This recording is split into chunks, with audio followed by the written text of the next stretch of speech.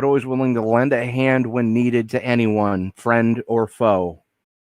You'd be hard-pressed to find anyone in any pit around who would call him a foe. Father, yes. Husband, absolutely. Grandfather, as proud as could be. Friend, absolutely. Always with an infectious smile, he could always remind you that a bad day at the track was better than a good day at work. Tonight, we honor the life of longtime racer, team owner, sponsor, and track owner, an all-around good guy, Pete Cosco. Tony Trapasso up in the booth with you tonight for a very special treat for you, ladies and gentlemen, as ESPN is proud to present the Pete Cosco Memorial as presented by Bicknell Racing Products Pro Latemodel Series. Joining me in the booth is my partner in crime in the production truck, Mr. Kevin Cunyu. And joining us now is the grandson,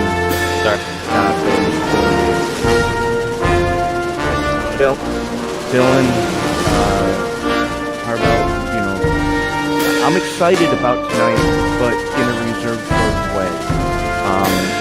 Talk to us a little bit about the type of man your grandfather was. He was a great man. He had the shirt off his back for you, and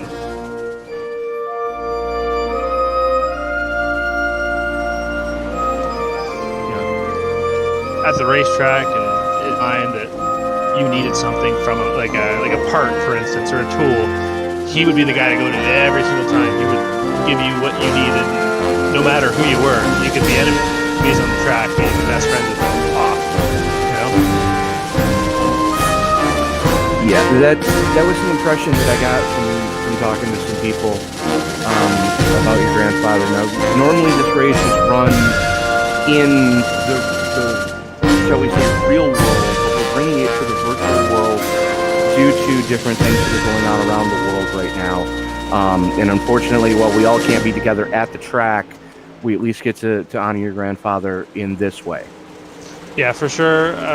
With the circumstances that we have now, it's definitely difficult not being, side by side with all these guys and being able to talk to them in person at the track. But it is still a great opportunity, thanks to iRacing, that we can still come together in such a time, right? I'm glad that we could make this work, and I'm super excited for tonight. Well, I'm very honored, and on behalf of the entire esports broadcasting network, you're allowing us to bring this into the homes of everybody watching. Go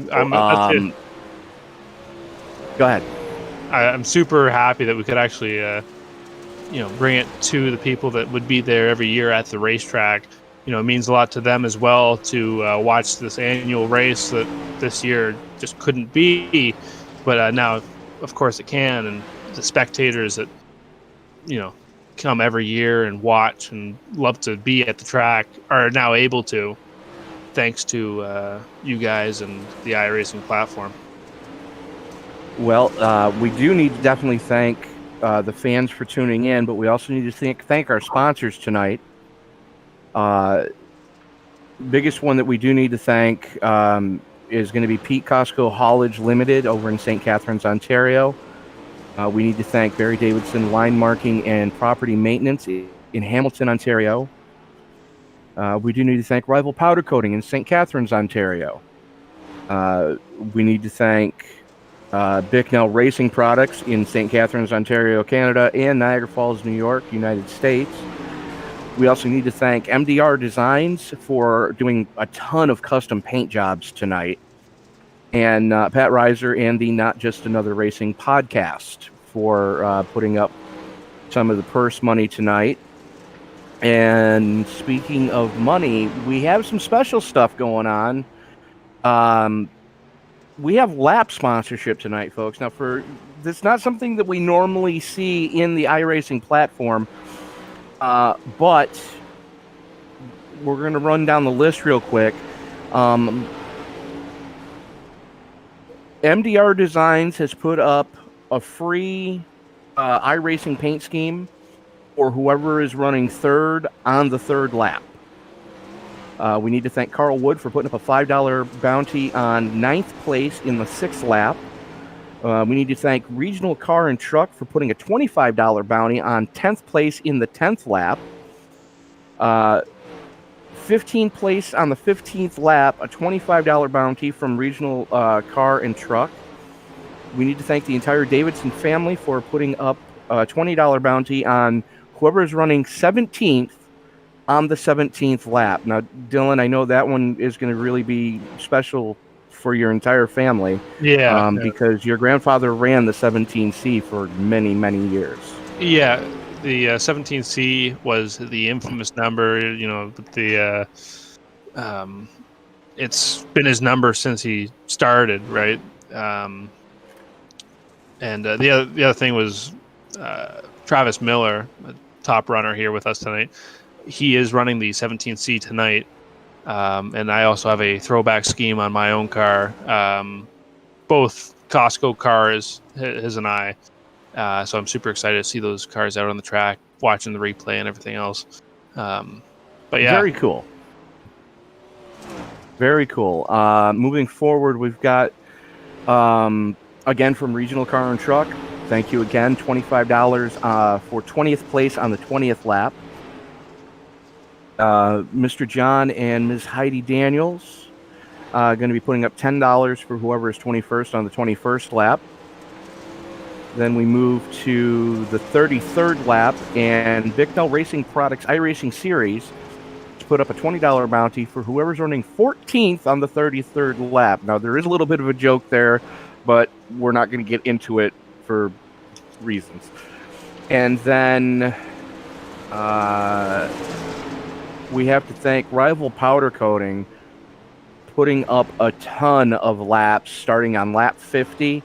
7th place, $5. Lap 51, 10th place gets $5. And if I'm reading, lap 52, 11th place gets $5. Lap 53, 28th gets $5. Lap 54, 17th gets $5. Lap 55, 25th gets $5. Lap 56, 6th gets $5. Lap 57, 4th gets $5. Lap 58, 9th gets $5, and lap 59, 30th gets $5. So 10 straight laps sponsored by Rival Powder Coating.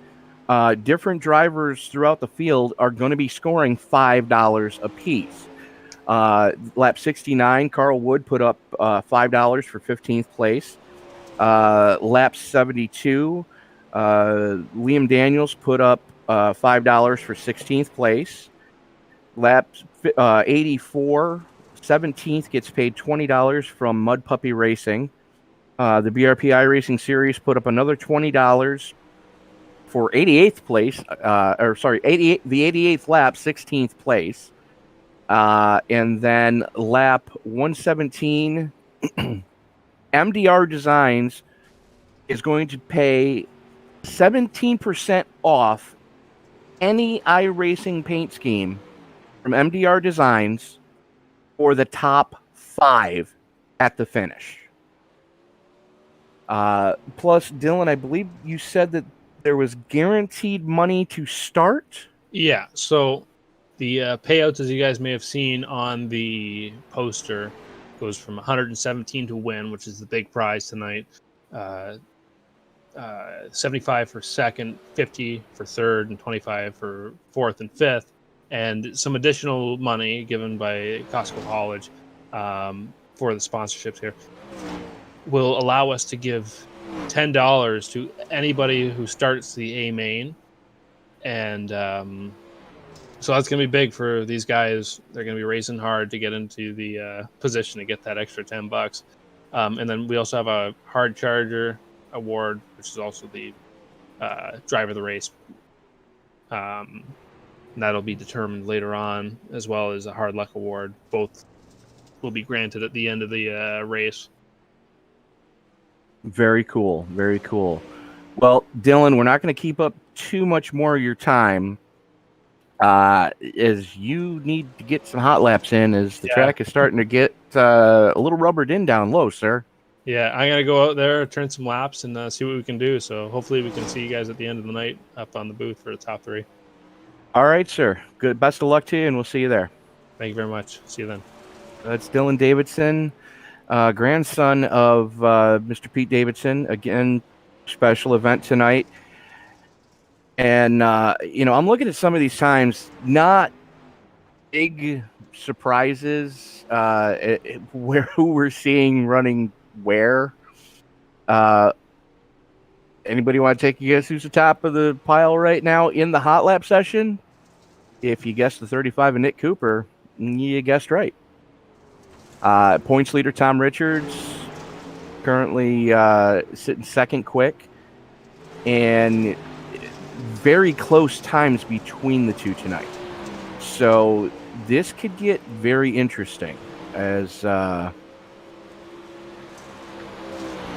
these guys, there's 40 cars in here turning laps, just trying to get a feel for what this setup's going to do. Now, this is a fixed setup series,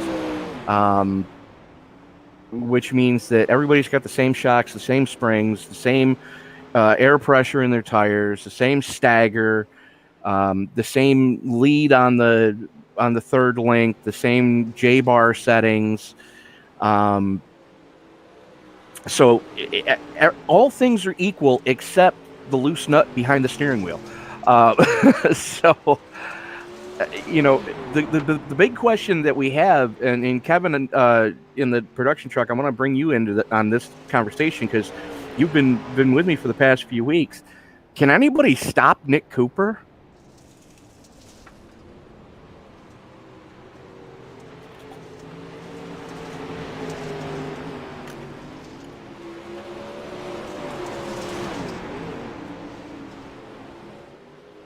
But the big question is, we have seen Nick every time that we've broadcast the BRP Pro Late Model Series. We've seen Nick take an EOL and go to the tail end of the A main field. Green flag comes out. Any chance we're going to see that tonight, or is it just going to be, come get me and catch me if you can?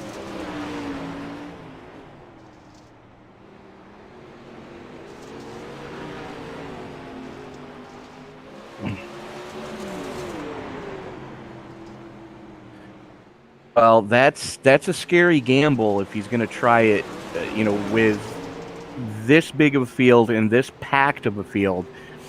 As I'm looking through here, and you put any of these drivers on the track just about anywhere, and they're going to have a shot at it. One of the ones that comes to mind is rolling right now. That's of course the 98 of Miss Layla Wilson. And as I'm looking through the field, she is the lone wolf, or in this case, lone fox, the only female in the field tonight, driving the Stars Short Track Auto Racing Series number 98. A little Bicknell on the side there with some Dixon Racing shocks, and Fox. So, when she gets the hang of how this car is going to handle it, look for her to start climbing through the field. But we got about 20 minutes left in the session right now.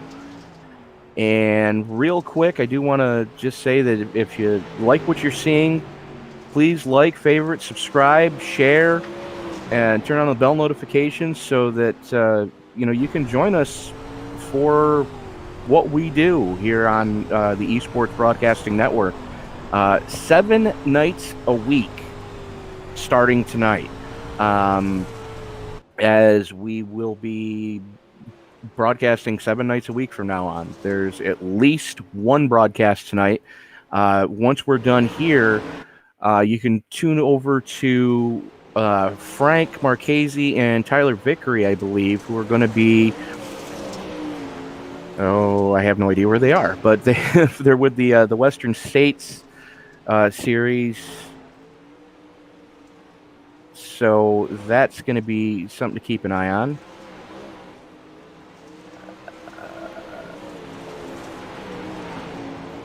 Oh, they're at Milwaukee. That's going to be a fun one.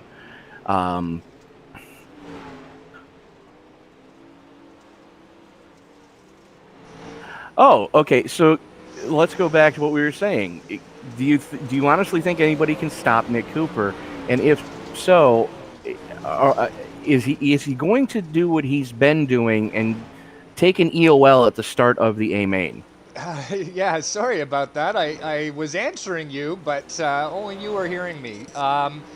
Yeah, I think and I hope that he does. And I thought about it after you said it, but the difference between tonight and the rest of the broadcasts we've done is that it's a much larger field. So that is true. That being said, I still hope he makes that gamble. Well, we're going to find out as we've got about 9 minutes left. And while I'm thinking of it, now would be a great time to just pop on over to our Teespring store, and you can pick up your Bicknell Racing Products Pro Late Model Series as presented by ESPN shirts and support the league. You support the broadcaster, you support the league, and let people know that, hey, this is what I've been watching. And again, if you like the product, like, favorite, subscribe, share, turn on bell notifications so you know when we go live. We have a bunch of different racing that we have. We have Dirt Oval on Tuesday and Sunday nights now. Stock car racing Monday nights. There is a stock car race after this one, which, again, Frank Marchese will be bringing. Wednesday nights is IndyCar night. Thursdays is Figure 8 night. So we do that. Friday night we do the iRacing East Series, which is stock cars, but they rotate which car they run on Friday nights. Saturday during the day we do a Formula Renault 3.5 series, a road racing series with open wheel cars. That takes place at about midday on the East Coast. And then that night we do the NASCAR Online ARCA Series. And again, Sunday nights is another night for Dirt Oval. Pro Late Models again on Sunday nights. So racing 7 nights a week here on ESPN as, drivers just... Dylan is out there on the track in the number 73 on your screen right now. There we go. Dylan Davidson and beautifully prepared Cosco Hollage, number 73, to honor his grandfather's paint scheme there. As got a high-speed drone shot of it right now. Yeah, I am really liking that paint scheme, and I believe that was done by MDR Designs, one of our sponsors tonight. You can find MDR Designs on their Facebook page, and let them know that the Bicknell Racing Products Pro Late Model Series and the Esports Broadcasting Network sent you.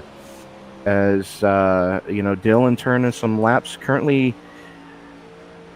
He's running some pretty decent laps for how whooped that track is. And if we can get to a little more elevated of a shot, you can really see just we're on how shiny that track is. This track has gone dry slick. The good news is they are going to farm the track. Those of you who have been around dirt racing long enough know that they're going to farm the track to try to, repack it and make sure it's fresh for qualifying. Now, the way they're going to run qualifying is a little bit different. We are going to run solo qualifying, but it's going to be what they refer to as World of Outlaw style, where it's going to be one car on the track, and they're just going to fire them off. And race control is just going to go, okay, so-and-so, you're up. So-and-so, you're on deck. So-and-so, go. And as soon as the car that is taking time takes the checkered flag and gets to the pit entrance, the next car is going to fire off for their outlap. And they're going to just rapid fire it like that. We're going to go through all 40 cars that are here tonight. We are going to be sending 10 cars home. Now, that's something that we don't normally see, but we are going to have 5 heat races of 8 laps each with 8 cars in them. And 4 of them transfer into the A main, and everybody else runs alphabet soup, which is the polite way of saying you're in the go or go home race, which there will be 2 go or go home races. So 10 cars each, and we're going to fill the remaining until we have 30 cars A main, which means we're taking 5 out of each console. So about 4 minutes left. If you got to use a little driver's room, I would suggest doing so now. Camera right now on the 513 car of Jeffrey Barker in a really nice paint scheme. What is that, a teal or a...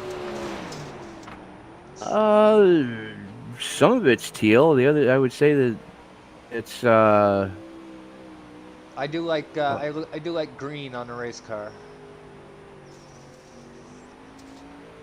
I believe that's a factory Ford color, very similar to what Jim Champagne used to use on his race cars. For those of you who are from the Northeast United States and familiar with that name, but yeah, it definitely looks like Seafoam. That's the name I was looking for. Ah, yes. Now here we've got Patrick Reiser in the 33. Pat Reiser, owner and mouthpiece for the Not Just Another Racing podcast that can be heard on iTunes and wherever streaming services. And he just clobbered the crossover gate. And a little. And that's the thing you got to really worry about. Can we go on board with who is on track right now? Can we go on board with somebody? Because I believe we've got a few helmet cams tonight. How about the 101 of? Actually, you know what? Let's go to the 35.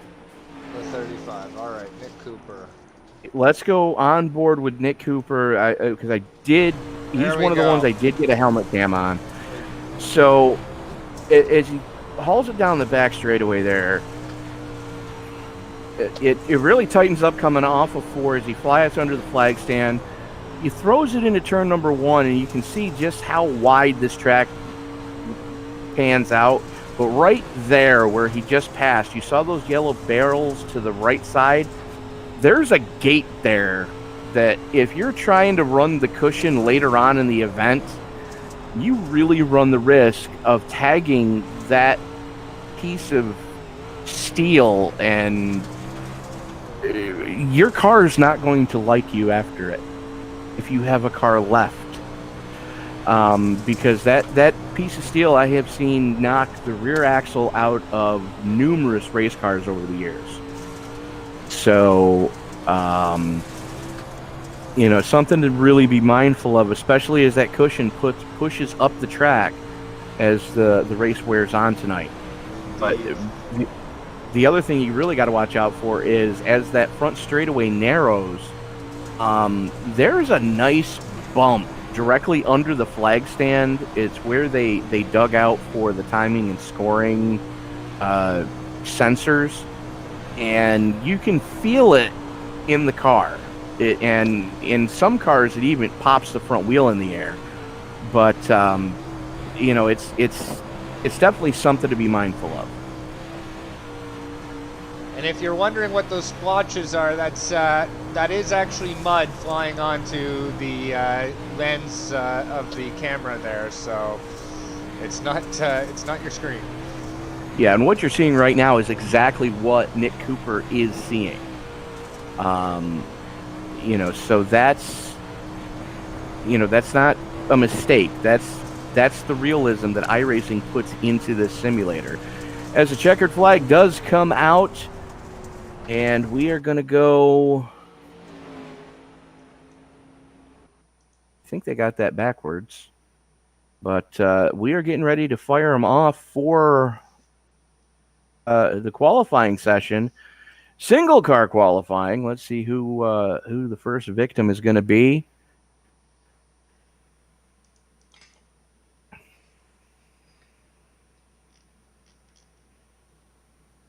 As we're still waiting, looks like everybody's starting to grid up on pit road, so when their name is called, they can fire them off.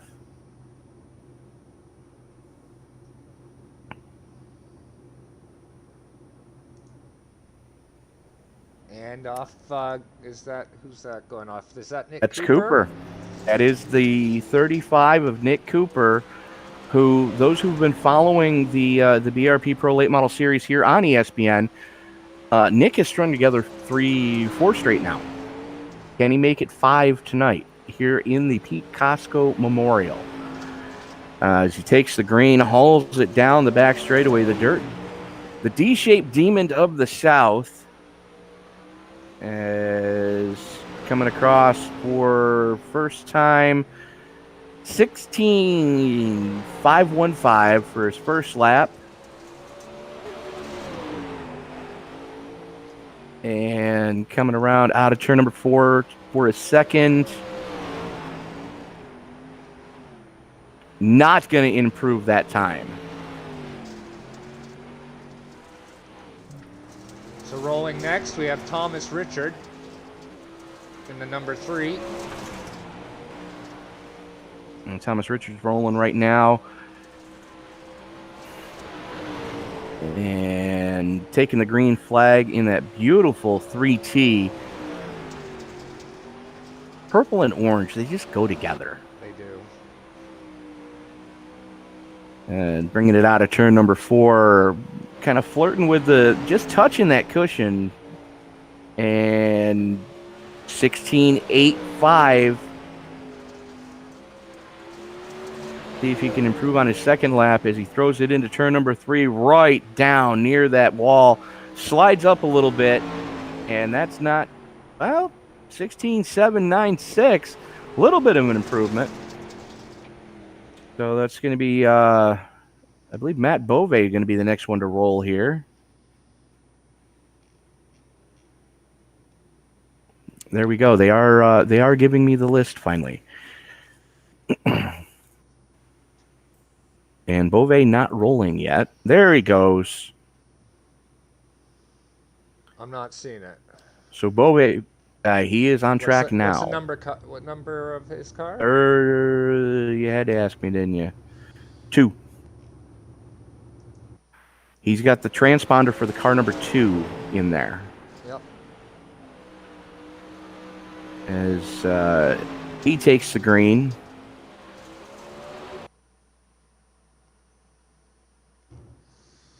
Bringing it out of 3 and 4. Beautiful Chevy Monte Carlo paint scheme on that one. And 16.8 on his first lap. Flirting with the cushion through 1 and 2. Brings it down the back chute. And you never really stop turning here. That's the one thing that I've really noticed. You never stop turning unless you're on the front straightaway. And then, of course, yeah. And Bove not going to improve, as Brett Haas going to be firing it off next in the 55. So Haas out on track right now as he takes the green. And again, flirting with that cushion that's starting to really form going into turn 1 as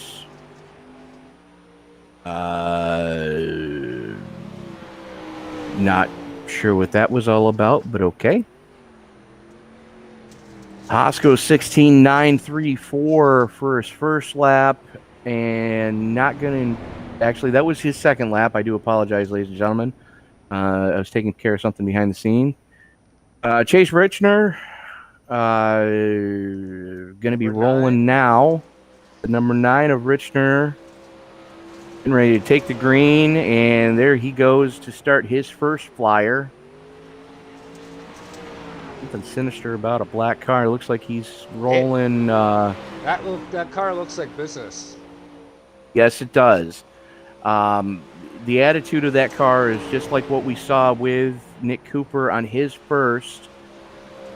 So that's going to move him up to fourth quick on his first lap.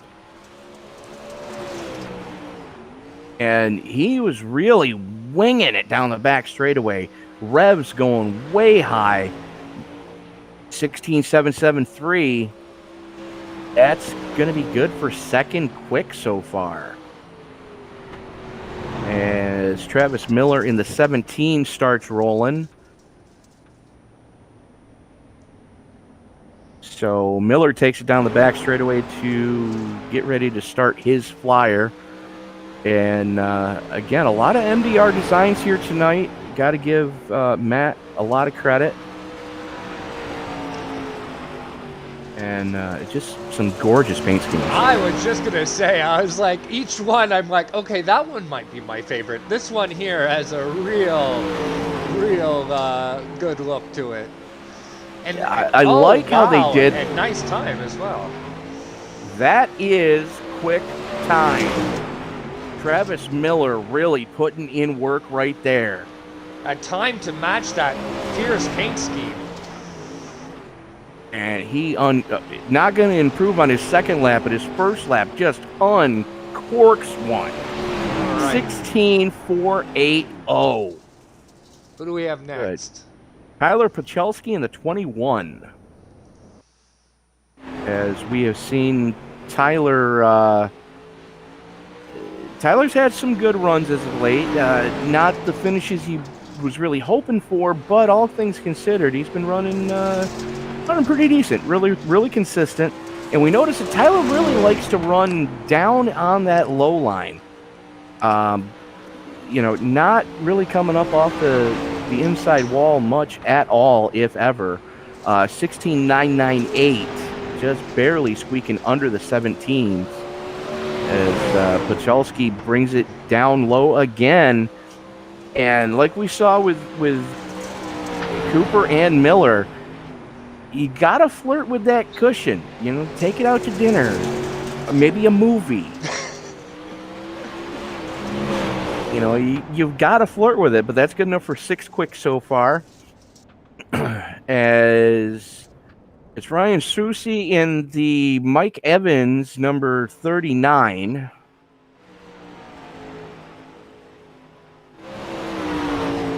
As he starts his flyer.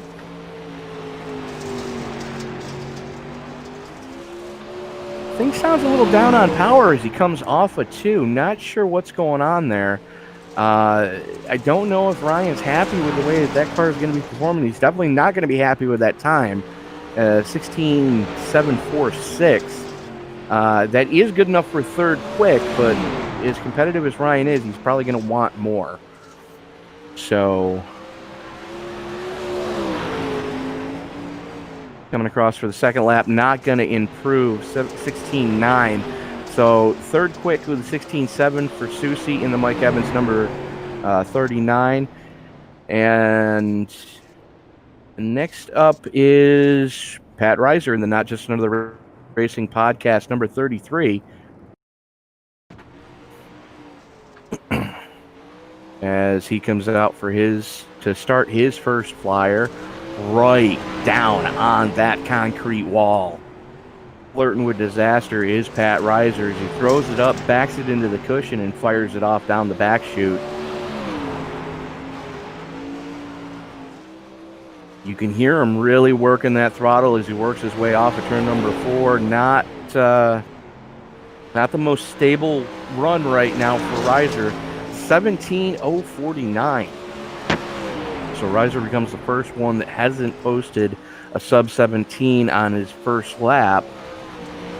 Comes around for a second and does improve, goes 16.989.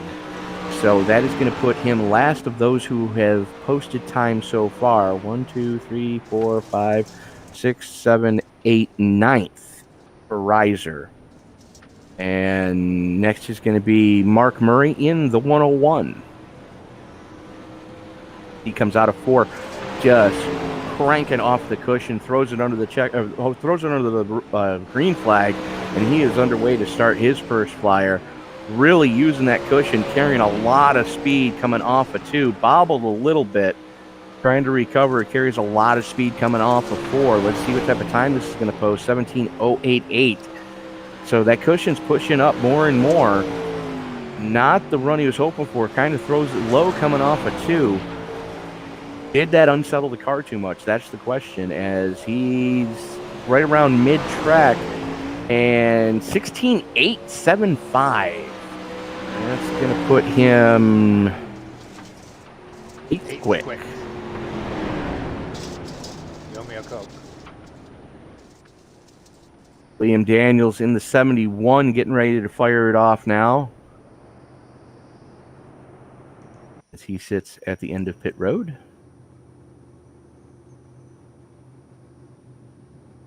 And finally decides to start rolling in that VP Racing Fuels number 71. And Liam trying to carry as much momentum as he can from the looks of it. Running that high side and throws it into turn number 1 as he takes the green. Real smooth right now. The question is as smooth as he's going to be fast? And bobbles it in the middle of turns 3 and 4. That's not going to help his cause. 17.318. Not the first lap he was looking for. Let's see if he can recover on his second lap. A little bit lower through 1 and 2 as he brings it up high in the middle of the back chute. And coming off of turn number 4, yes, does improve. But Daniels becomes the first driver to not go sub 17 seconds. That's going to put him 11th quick so far. And Joe Matthews in the ace is going to be rolling now.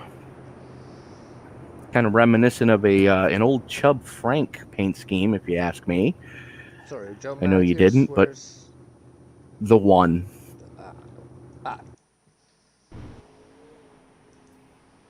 As he starts his flyer, and kind of smooth coming off of 2. That could bode well. Real smooth through the middle of 3 and 4, coming off of turn number 4, and 16.6. Wow. 3rd quick on his first lap for Joe Matthews. As he throws it right down on that low line, flirting with that inner cushion, and does not improve on his second lap. So perennial 3rd quick for Joe Matthews. That's going to put him on pole for the third heat race so far. And next we're going to see Cody McPherson in the 7, as he is uncorking one right now. Takes the green, and he's on his first flyer. So McPherson, you can hear him feathering that throttle heavy, coming through 3 and 4. He was flirting with it down the back straightaway. First lap, 16.996. That is good enough for 12th quick.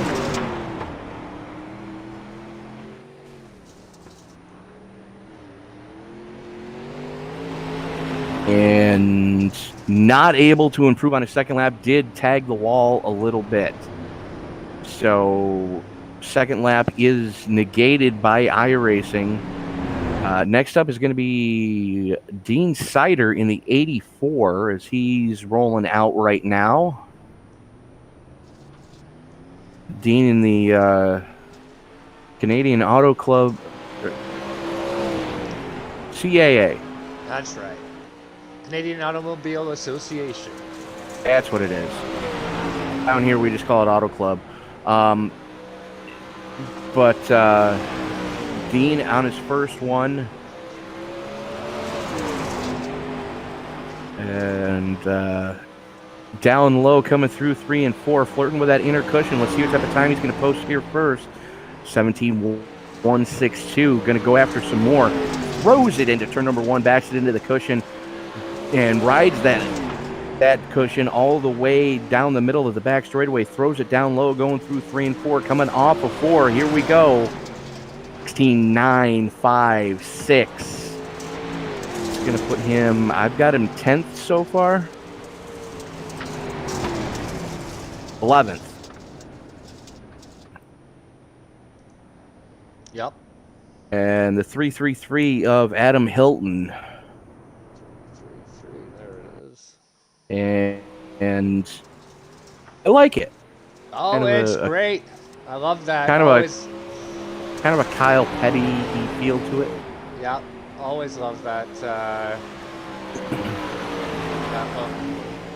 Delicious drink too. So if the folks from that sponsor are listening, I will gladly plug it if you are willing to send me some. But 16.818, that's good enough for 8th quick on his out lap or opening lap. Let's see if we can pick it up any on his second lap. Bobbles a little bit coming out of 2. Had to really correct and chase it up the hill a little bit. That could hurt him as he comes to the checkered flag. 17.1, not going to improve. So that puts Hilton 8th quick. Jordan Hardesty in the 30, going to be the next to roll it off. As he starts coming out right now.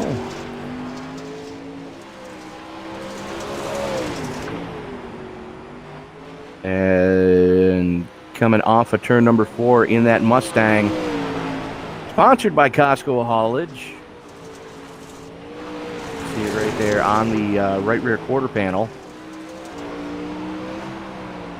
And on his opening flyer, flirting with that inner cushion, not rubbering in and not going dry slick yet. First one's going to put him 16th quick, 17.189. Or hard to see. Second lap, is he able to improve as he throws it down low, coming off of turn number 4, and takes the checkers for no, not going to improve. 17.091. Next up is going to be Double H, Hunter Holberg in the 99 as he's rolling it now. And that Salt Life number 99, a lot of gold LeMay on that car. Let's see if gold will get you home. As he backs it into the cushion in the middle of 1 and 2, drives it off straight, chases it up the hill just a little bit down the back chute, and down low he goes through turns 3. Here we go, coming off of 4 under the green flag. Start his second lap, 15th quick, 17.011 for Double H on his first lap. Bobbles a little bit coming off of 2. Overdrove 1 and 2. Let's see if this is how bad this is gonna hurt him, because you know it is, but how bad is it? Actually improves his time, goes to 11th quick, 16.887 for Double H on that one. Brad Noonan in the 09 rolling next. In the MDR Designs 09, I might add. Brings it off of 4 to start his first flyer. And not right up on the cushion like we've seen some of the fast guys do as of late. Now that cushion's starting to form, I'm surprised we're not seeing more guys use it as he brings it off of 4. First lap, 195. That's going to put him 18th quick. Let's see what he can pick up here on his second lap. Coming through 3 and 4 again, right there in that middle groove. 17.277. It's going to put him 18th quick. Next up is Beef himself. That's, of course, Mr. Corby Daniels in the Bicknell house car. 88. As he is rolling it. And Bicknell house car with MDR designs and Bravo powder coating on it.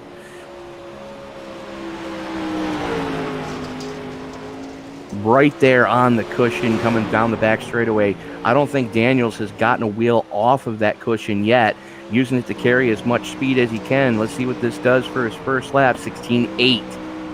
That's going to put him 12th quick. Still right on the cushion, carrying a ton of speed around this track, a ton of momentum. And that chassis working to perfection. And may have jumped the cushion coming through the middle of 3 and 4. That's going to hurt him. But still 12th quick for corned beef. 16 of Derek Wurzel is rolling now. And I'm thinking somebody forgot to delete their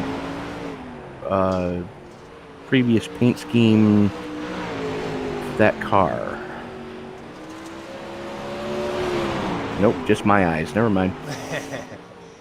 It's another very gold-looking car, glittering in the right there. And that's going to put him 18th quick, 17.068 for his first lap. Fires it off down the back straightaway, and wow, had to chase it down the hill coming off at 2. That might hurt him. And carrying the left front off of turn number 4, really sideways. 17.3 flat, 18th quick for Wutzke. Chris Steele in the 80, going to be the next one to roll it.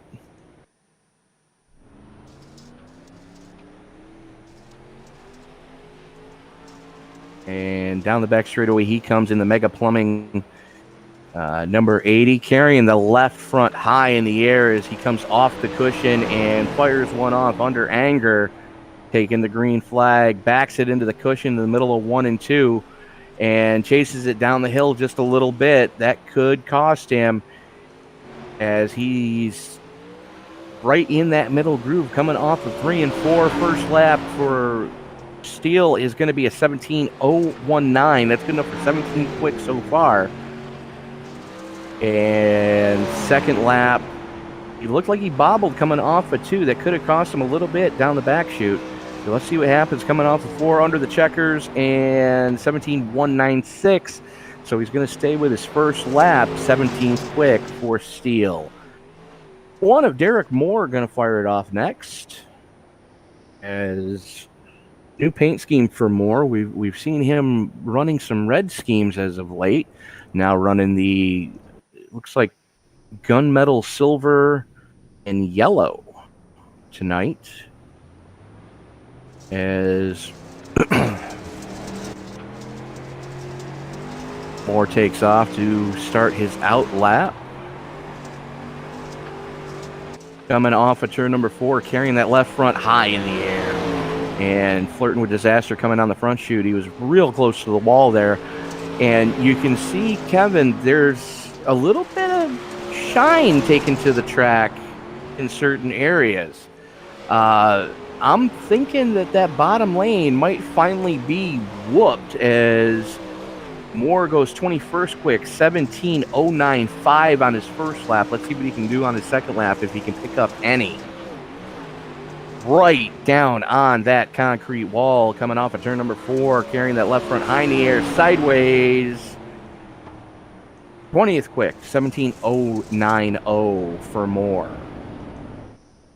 44 of Zach Skonsnick. Sorry, Zach, I had to look at that twice again. That's that Seafoam car that you said you liked. Scott Nicky. Sorry? Scott Nicky. Scott Nicky. Okay, I see it. That's that Seafoam car you said you liked earlier, I believe. Oh, there's actually 2 of them. So that's the 44 of Zach Scott Nicky. First lap coming to 17.739, 23rd quick for the 44 tonight.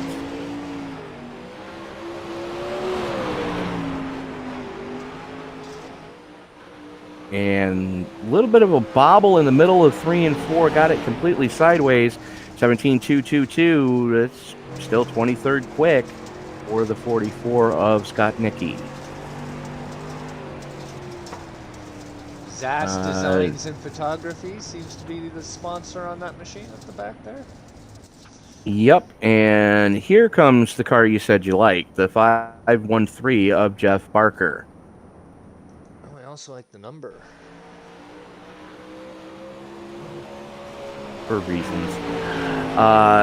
Anyways, he takes the green in that seafoam chassis. That is a sharp-looking car. As Barker brings it down the back chute, just flirting with that, just kissing the cushion. 13th quick on the first lap, backs it in there.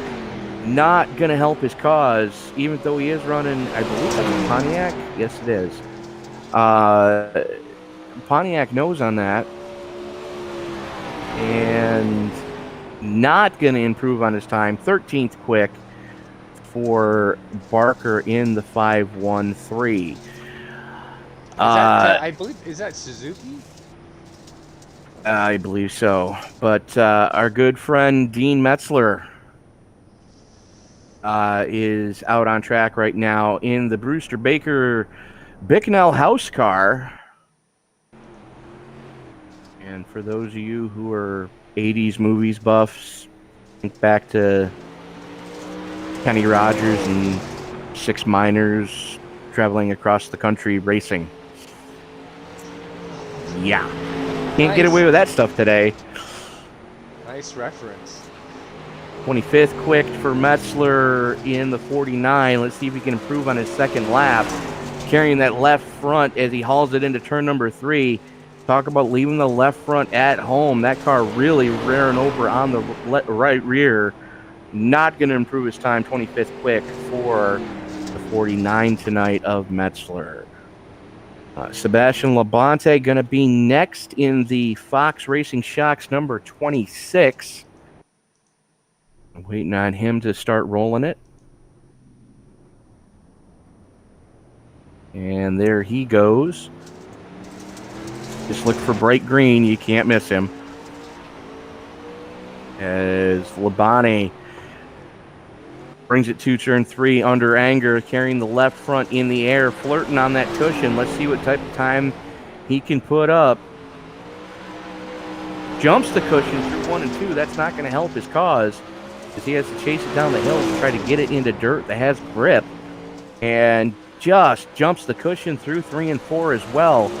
Not going to be happy with that one at all. 19th quick for Labonte, 17.050. Second lap, bobbles it coming off at 2. Has to really get after it. Jumps the cushion through 3 and 4 again. Let's see what type of time this is going to be. And not going to improve. So 17.050 for Labonte as he goes 19th quick. And the one I've been waiting for, the 98. This is Layla Wilson making her debut with the Bicknell Racing Products Pro Late Model Series in the number 98, the Fox herself. Another great looking livery, to be honest. Thank you. As she's driving the only Tesla in the field tonight. And brings it down low off of turn number 4, 17.180. That's going to put her 24th quick so far. Let's see if she can improve on this second lap. Now, admittedly, not a big late model driver. Does a lot with non-wing sprint cars, not a whole heck of a lot with the late model. So 24th quick as we put fenders on her and a roof. She 24th quick for Wilson. Felix Roy going to be the next one to fire it off in the... He's got the transponder for the 37 in that one. It does have a 91 on the door, so... It's okay, we've got him. And cross the line for his first lap, 16.727. So there is some speed still left in the track as he goes perennial 4th quick. See see if we can improve any on his second time here. And not going to improve his position. 16,909. That 16,727 is going to put him, fourth quick, as the owner of MDR Designs, Matt DeRitter, is out on, wow. He bangs it as he's got the crooked smiley face on that card tonight.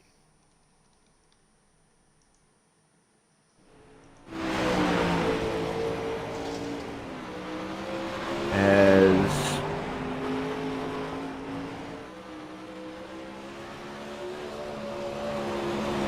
across the line for his first lap, 28th quick, 17,348. Let's see what type of time he gets on his second lap. Was not happy.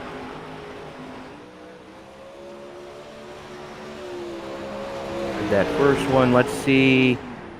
Improves a little bit. Still sitting 28th quick, though. Look for him to start.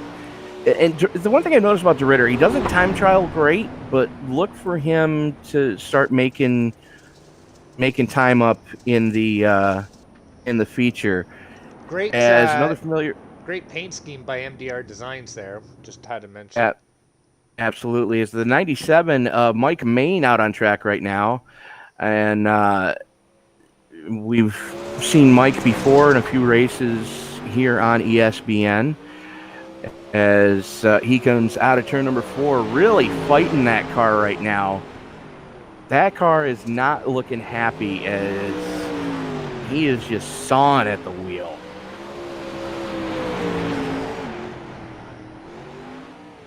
Down on the bottom, right in the slick stuff. Main brings it off of turn number 4.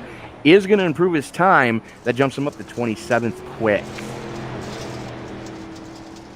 As Ryan Gregorick in the 10 going to be rolling off next.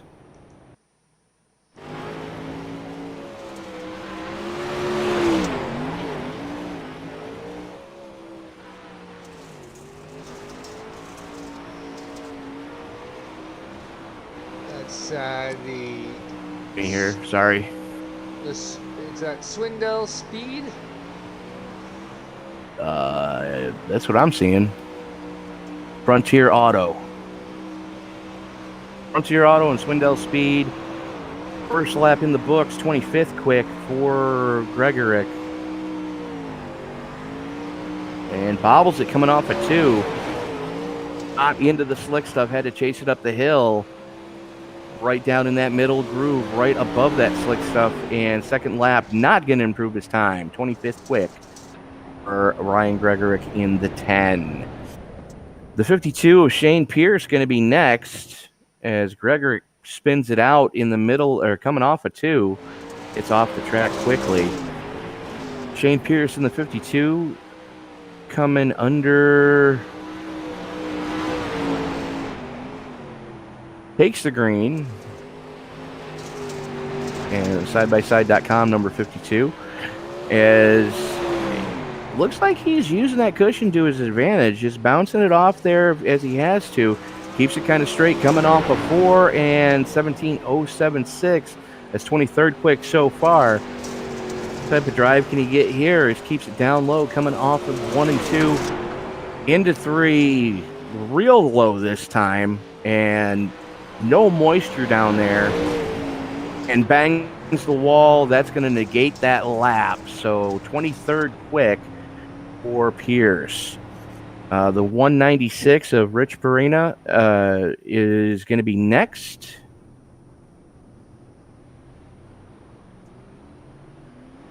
In the Morton Building Supplies 196. That is one of the house paint schemes that iRacing gives you with this car. As he is definitely fighting it coming off of 4, trying to get everything he can out of it. Backs it into the cushion, jumps the cushion through the middle of 1 and 2. That is not going to help his cause as he hauls it down the back straightaway. Into turn number 3, here we go. Down low in that middle groove. A lot more calm this time. First lap, 17.184. That's 28th quick. Backs it into the cushion, able to keep it under control this time. A lot more reserved as hauls it off, coming off of 4. Not going to improve his time, so 28th quick for Perina. And Sam Pinocchio.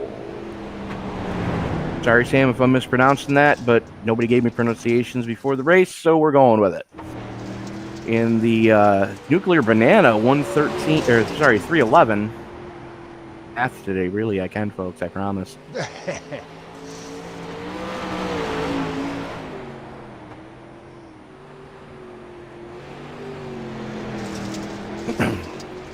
As working through 3 and 4 on his first flyer.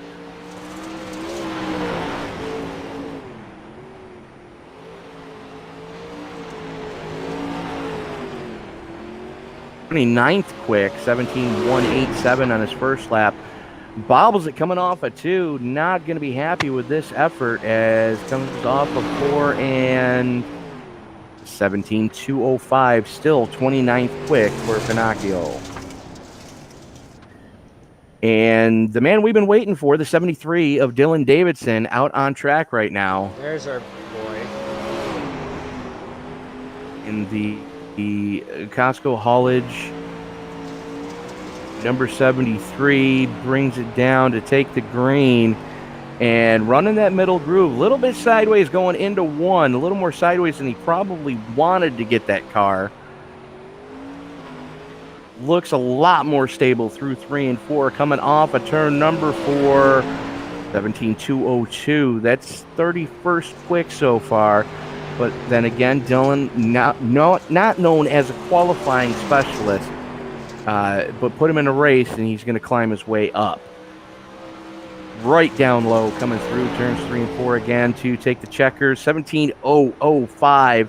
That's going to put him 19th quick. So great improvement for Davidson so far. The 34 of Eric Hauser rolling right now. The 34 with a 35 paint scheme. Whoever's in the tech shed, can you pay attention to what transponders you're handing out, please? As Hauser just no, the tech shed, not the production booth. But Hauser's struggling with that car right now. And that shows at 18.004. That's 36th quick for Hauser so far.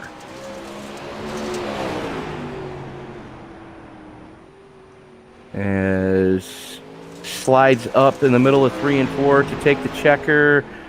Does improve, 35th quick, 17.671. And it looks like Trevor Wright is going to be the final car to take time. Actually, I take that back. Trevor Wright is race control. So that's everybody who was going to take time. So Heat 1 is going to consist of... Stop that. Heat 1 is going to consist of Travis Miller, Chase Richner, Mark Murray, Dan Cider, Sebastian Labonte, Jordan Hardesty, Brad Newman, and Dean Metzler starting shotgun on the field. 8 laps to scheduled distance, 4 transfer into the A main. Everybody else is going to alphabet soup.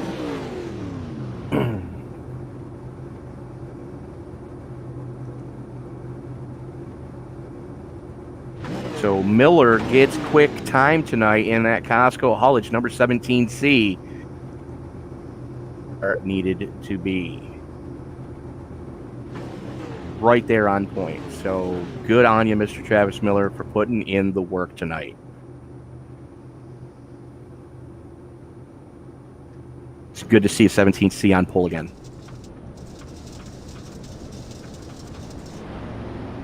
As the field starts rolling behind the Chevy Silverado pace truck, the official pace truck of iRacing, We do again need to thank our sponsors, Cosco Haulage, Davidson Line and Maintenance,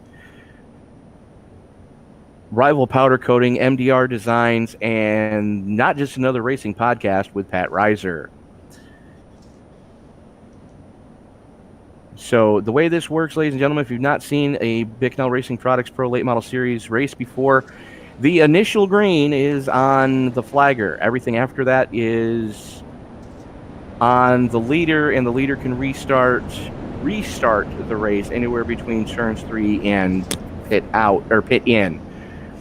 As the field foreman up now, Miller sitting on that front row, getting ready to fire one off. He's got Richner right there with him in the 9, Murray and Cider in row 2. So Labonte and Hardesty in row 3, and Newman and Metzler in row 4. 8 cars in this one. 8 laps of scheduled distance, 4 transfer into the A main, and here we go. Coming off of turn number 4, pace truck is in, and green flag is out, and we are underway for heat race number 1 of the Pete Cosco Memorial. Side by side, they take it, almost getting 3 wide as Miller working down low. And there's a pack of angry wolves behind him for that final transfer spot. Right now, the 84 of Cider and the 101 of Murray are in. Everybody else just along for the ride, and you guys are going to alphabet soup if you don't shape up. As a little bit of beating and banging going on, it's the 101 of Murray throwing a big fat slider on Richner coming off a 2. Richner tries to look low, jumps up onto the cushion, and we're under caution. That's Metzler around.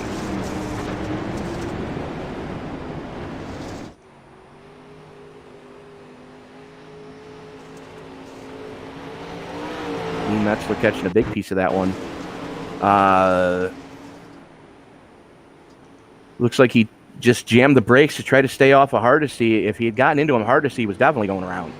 So that brings out caution number 1, and Miller is now going to have the button as we get ready to go back to green here. Everybody's still on the lead lap, 4 laps in the books, and we are now past halfway. So now there ain't going to be any cautions. Good luck. 4 cars transfer. Miller, Murray, Richner, and Cider currently in. As the lights go out on the Chevy Silverado pace truck. Single file restarts, of course. Travis Miller going to have the button, and he's going to be able to fire it off anywhere he feels fit in between turns 3 and 4. And from the looks of it, he's not going to fire it off until late in 4. As that pace car getting ready to duck on off. And I'm wrong. Lights are still on the pace truck. What do I know? Oh, they extended the caution, that's why.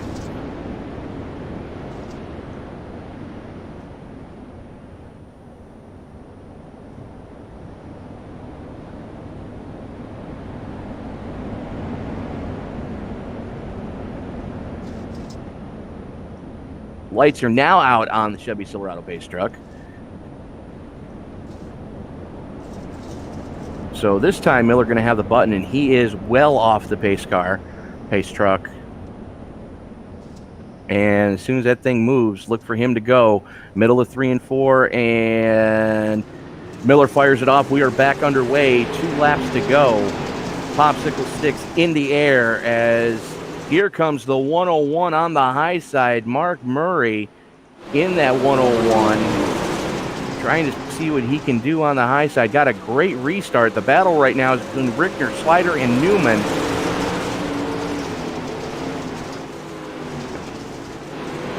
And white flag in the air. Miller continuing to show the way. Murray sitting in second. Richner in third. The battle's between Newman and Labonte now. And drag race to the line, give it to Newman. Sebastian Labonte eats the wall, and no, that was Dan Slider that ate the wall. I'm sorry. So Slider ate the wall, and So Miller, Murray, Richner, and Newman all going to the A main. Sebastian Labonte, Dan Slider, Jordan Hardesty, and Dean Metzler all going to have to go to Alphabet Soup. Heat race number 2 grading up right now. Nick Cooper and Tom Richards, the guys that have just battled all year long so far, sitting on the front row. This is the first row of an A main, not a heat race. And then you got Hunter Holberg sitting right behind them. There are some heavy hitters in this one, and this could get ugly, ladies and gentlemen. Starting up on the point, you got Nick Cooper. He's going to be joined on the front row with Tom Richards in the 3T. The 99 of Hunter Holberg is going to be joined with the 33 of Pat Reiser in row number 2. Row number 3 is going to go to Liam Daniels and Ryan Gregorick. And starting shotgun on the field is going to be the 97 of Mike Main. So 7 cars scheduled to roll off in this one. Main starting shotgun on the field. So, yeah. Look for him to try to claw his way forward.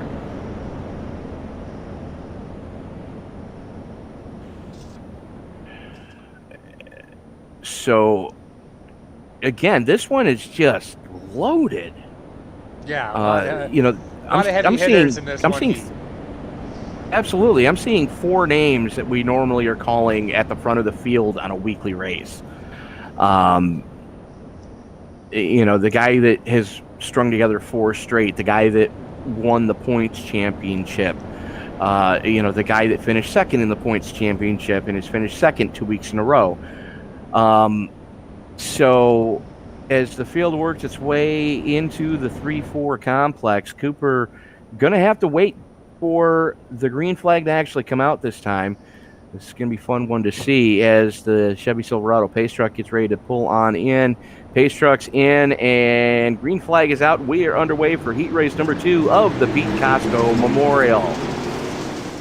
Cooper gets a good jump.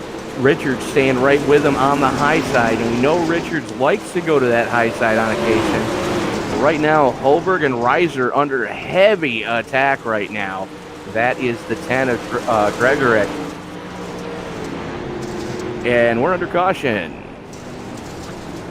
Yeah, it looks like Mike Main got stuck in the wall. No, it wasn't. Who was that? No, it wasn't. That was Hunter Holberg. Ah, yes. Holberg was 8 different kinds of sideways and then spun like a top in the middle of 3 and 4. Yeah. A little bit of help from friends. He had a lot of bit of help from friends, and with friends like that, you don't need a proctologist. Anyways, Nick Cooper continues to currently showing the way as we're working lap 3. Unfortunately, caution laps do count. Tom Richards sits in second, Pat Reiser sits in third, and Ryan Gregorick in the 10 sits in the transfer spot, but he's got Mike Main, Liam Daniels, and Hunter Holberg all trying to hunt him down. If I'm Holberg, I might take a shot at Gregorick because he kind of helped with that little fiasco there that we just saw. As lights should be going out on the pace truck this time by. And there go the lights. Boom, boom. Out go the lights. As the field starts to double up, Nick Cooper going to have the button. And he's electing to take that inside line, even though that outside lane looks to be a little bit faster. I'm not sure what's going on with Cooper, unless he's trying to make it tough on himself. But the thing is, you don't want to give Tom Richards that much of an opening. Yes, you've got the button, but Richards is strong, especially on that high side. As the field works its way through the 3-4 complex, the pace truck is in, and Cooper wastes no time and pops the trigger. Here we go, as Reiser and Gregorick just throwing bombs at each other. Reiser gets into the back. Oh, and there goes Richards. And we're past halfway, so no caution. No, they are going to bring out a caution. Okay. We were at halfway, so this one might finish under caution, ladies and gentlemen. As Cooper, Gregorick, Reiser, and I got Liam Daniels in fourth right now. And it's going to be fun to see what happens here. Because if you're Tom Richards, you're livid because you got turned coming off of 4. Or coming off of 2. If you're Hunter Holberg, you're livid because you got turned in the middle of 3 and 4. The race will be extended for a green-white checker, so we will finish under green here. But again, Nick Cooper going to have the button. This time he's got Ryan Gregorick to his outside. Reiser behind him. And Liam Daniels starting next to Reiser. So this is going to be fun. This is the full send heat. Yes, yeah, and I wish I had my soundboard. You know, these guys are. This is short track racing, ladies and gentlemen. You know, if you gotta move the guy in front of you, move him. You got 8 laps to get it done, and if you make it into the A main, you're guaranteed money. So I don't blame these guys for doing anything it takes to get into this thing. But I got a quarter that says Reiser gets turned. Do I want to take that bet with me? Cowards. Sure, I'll take that. As Cooper pulls the trigger, we are back underway and already beating and banging. That was the green flag. They got 2 more laps to go here. Reiser Cooper with a huge lead. Gregorick sits in second. Reiser and Daniels slugging it out for 4th. And wow, Daniels tried to knock down the turn 4 wall, and Reiser goes around. Reiser, yeah. Pay up, sucker. But the leader had already taken the white flag. It's academic. Nick Cooper coming home with the win. Ryan Gregorick in 3rd. Liam Daniels in 4th. And Hunter Holberg able to rebound for 4th.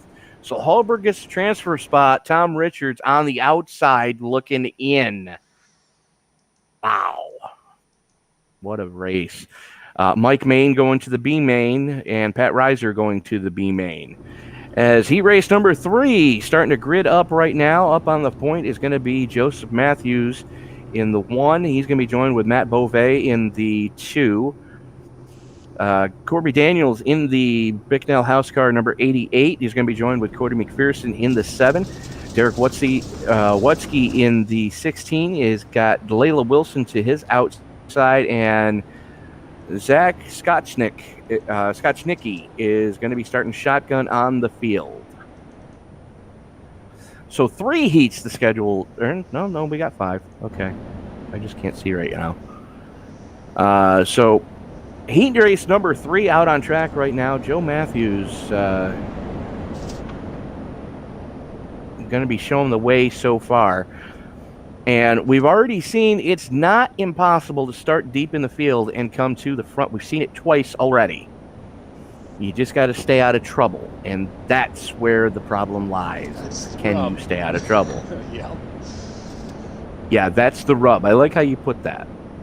I'm going to borrow that. So lights are out on the Chevy Silverado pace truck, the official pace truck of iRacing, as we get ready to start heat race number 3 of the Pete Cosco Memorial. Do have to give a big shout out to the entire Cosco family for watching tonight. Thank you folks so much. And I was just informed, happy birthday, Dylan Davidson. You finally 21 yet, kid? Field works its way off at turn number 4, and green flag is out. Matthews pulls the trigger, Beauvais goes with him, and we are racing as they're 3 wide. And very wide. McPherson and that was Wilson getting involved in that one. They get it sorted out. Wilson now tries to reel in McPherson.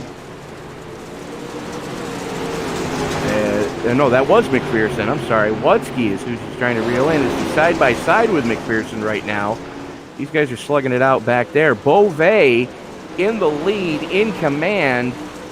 Joe Matthews slugging it out right now with Corby Daniels. Daniels with a power move on the high side, making that cushion work. Just speaking it with authority. He works his way through 3 and 4. And now pulls up tight on Beauvais as they work off of turn number 4 down the front straightaway. Sounded like Matthews may have banged the wall. And Wutzke is all by his lonesome right now as that battle at the back of the pack has kind of fizzled out. Matthews bumps into 1, throws it down low. Daniels on the high side. That's your battle for second. As Daniels still working the cushion. And off of turn number 4, 3 laps to go. Matt Beauvais in control of this field in the deuce. And Corby Daniels running second. And I've said it before and I'll say it again. Corby Daniels is due. As he's right on the back bumper.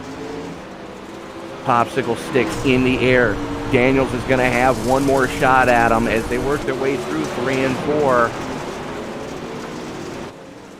Daniels able to close up, and right there on the back bumper, freight train with Matthews being the caboose. Matthews throws it to the inside. White flag is out. Beauvais in control. Daniels sits in second. Matthews in third. Nobody should be really doing anything stupid here because those 3 guys are in. Wutzke having trouble. All he's got to do is stay ahead of Wilson, and Wutzke going to get the last transfer spot. Wilson, McPherson, and Scotch-Nicky going to go to the B main.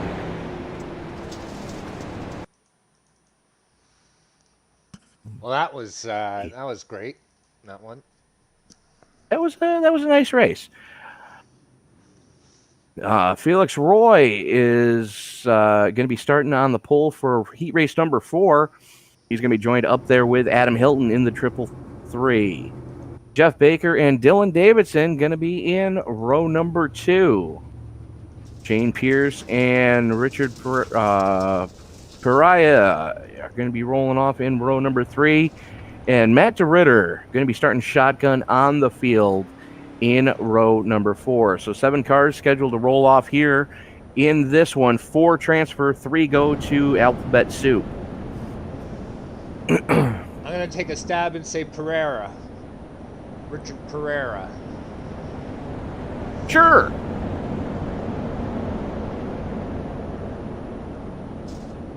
We'll go with that. Nobody's corrected me yet, so Richard Pereira. I like it. As Adam Hilton's got that car we were talking about that we both like the product of. Oh, yeah. But Felix Roy going to be starting up on the point in this one in the Nuclear Banana. So that's going to be a fun one to watch.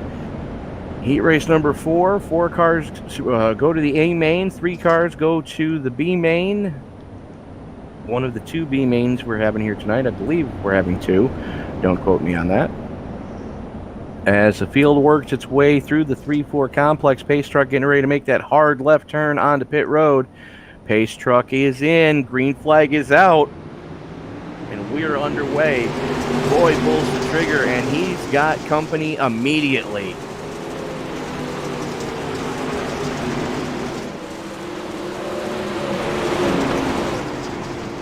As Hilton and Baker, and they're 3 wide, Hilton, Baker, and Davidson. Good grief. Davidson trying to make something happen in that second lane. Hilton finally gets a good drive, and Davidson gets into the back of him. Everybody stays straight, though. All these 3 guys have to do is just keep it clean and not kill each other. And they're virtually in. DeRitter is already dispatched of Korea. And Pierce sitting back there too, as the Ritter's starting to close up on this battle for, essentially battle for second. As Davidson bangs the wall coming off at 2, and Davidson goes around. And that's what we were talking about in the pre-race. You got to be careful of that crossover gate, because it will catch you out every single time. So it's time to rack 'em, stack 'em, and go again, as my good friend Mr. Byron Rodney used to say. Felix Roy, show him the way in the nuclear banana. Then you've got the drink machine of Adam Hilton. Jeff Baker in the 513, going to be restarting third. Matt DeRitter, starting shotgun on the field, has now gotten into a transfer spot. Can he hold it? That's the question. Keep your eye on the black and yellow and white 03. And Felix Roy's mom said he could become anything, so he became a pace truck.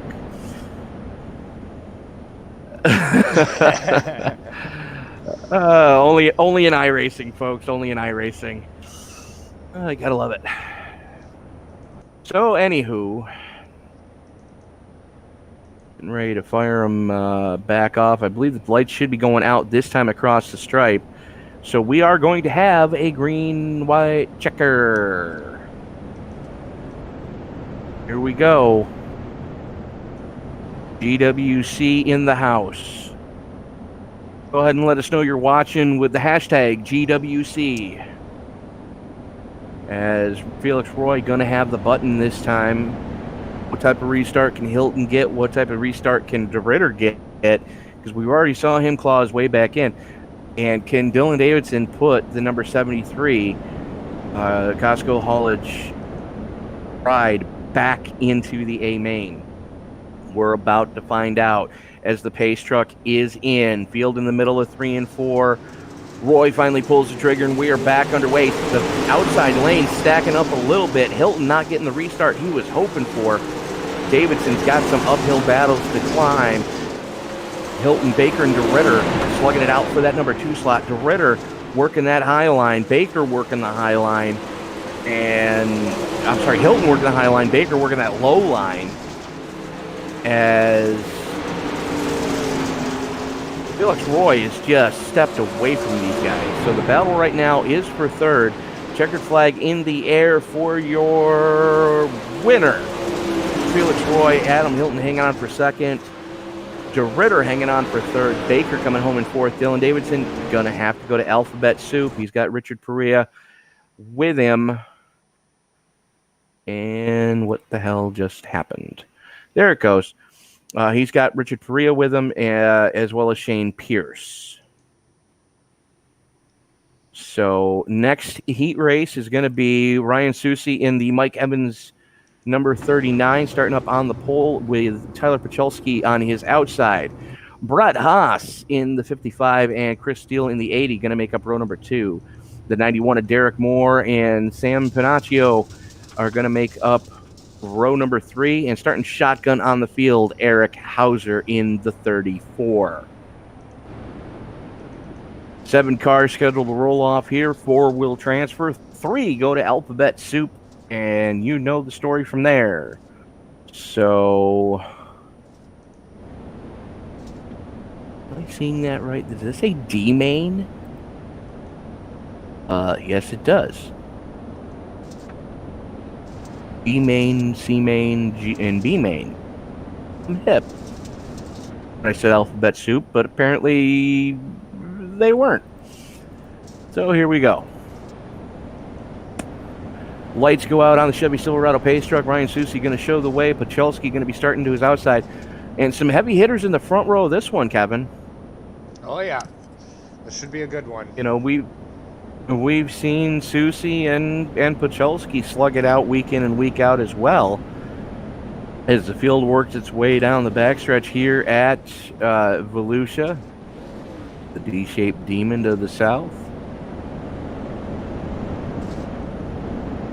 So, home of the winter series for the Northeast Dirt Modifieds.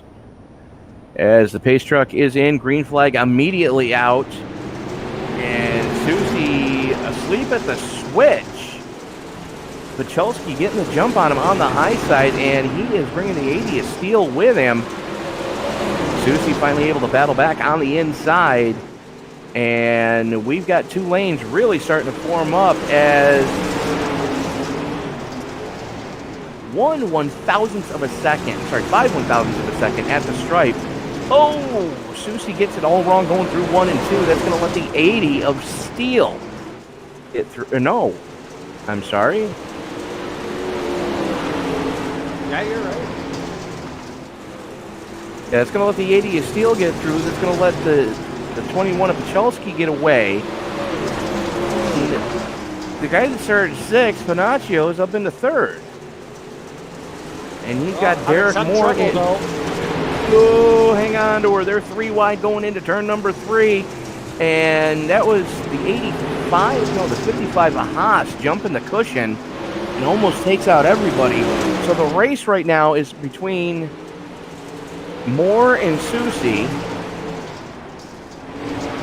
I'm sorry, Panaccio and Susie. Battle for 3rd. Derek Moore is right there within striking distance in the 91.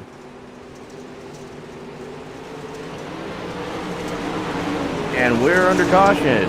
Why are we under caution? What did Eric Hauser do? Eric Hauser got it all wrong coming down the back straightaway, or going into turn 1. Rode the wall going into 1. Can we get a breathalyzer to the 34 pit, please?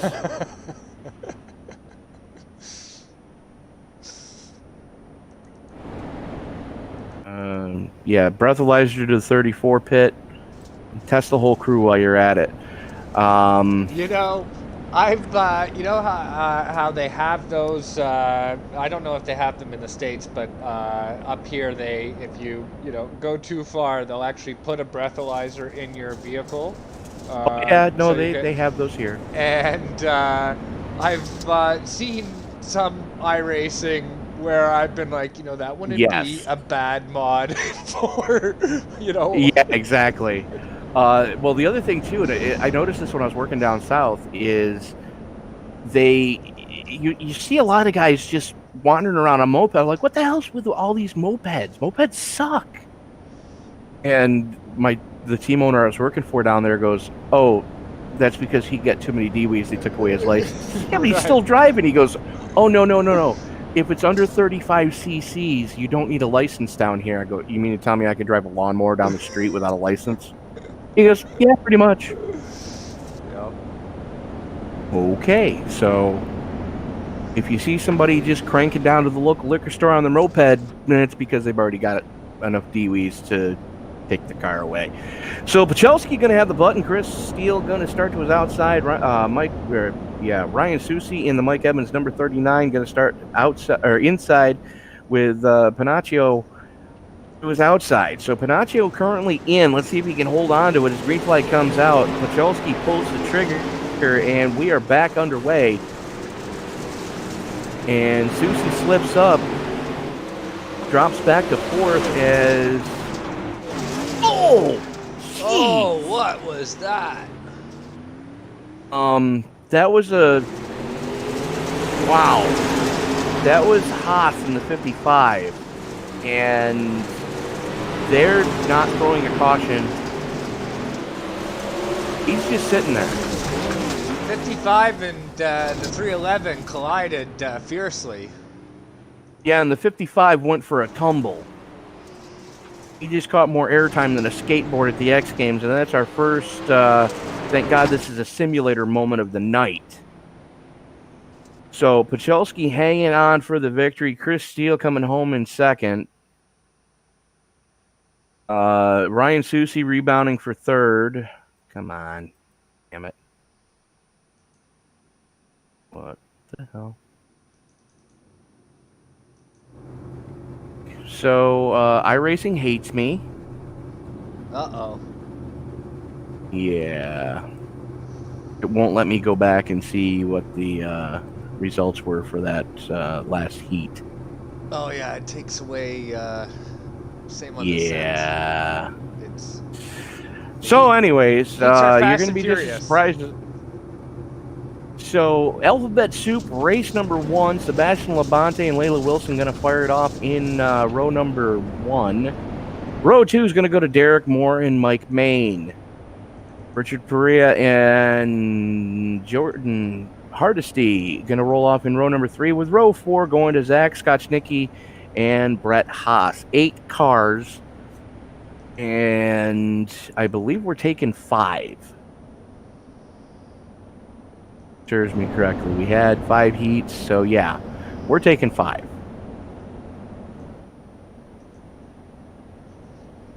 To fill 5 out of this one and 5 out of the next one to make up the A main. So, gonna be a fun one. Yeah, I'm looking forward to As this Labonte and Wilson. Yeah, I mean these are some of the names that I'm kind of surprised that they're in. I really feel sorry for the next main, because that one's gonna hurt. There are some real heavy hitters in that next one, and there are some heavy hitters in this one too. So good luck, ladies and gentlemen. As the field works its way out of turn number 3, we're going to keep an eye to see if anybody has jumped the start. Pace truck is in, and green flag is out, and we are underway. As they're 3 wide going through turn 1.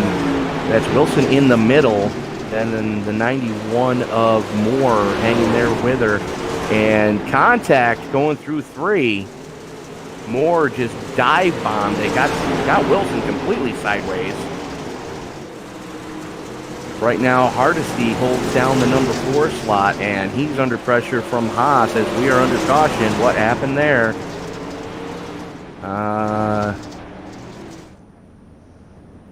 Something happened to Richard Pereira. Is it Pereira? Yeah.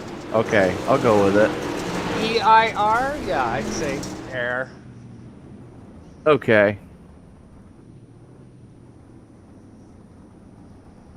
Just a little bit of contact from Mike Main sent him around. So we're going to rack him, stack him, and pull it again. As Labonte, Moore, Wilson, and Hardesty right now in. I said we're taking 5, so that puts Haas in. 30 holds down the final transfer spot. And we're missing cars.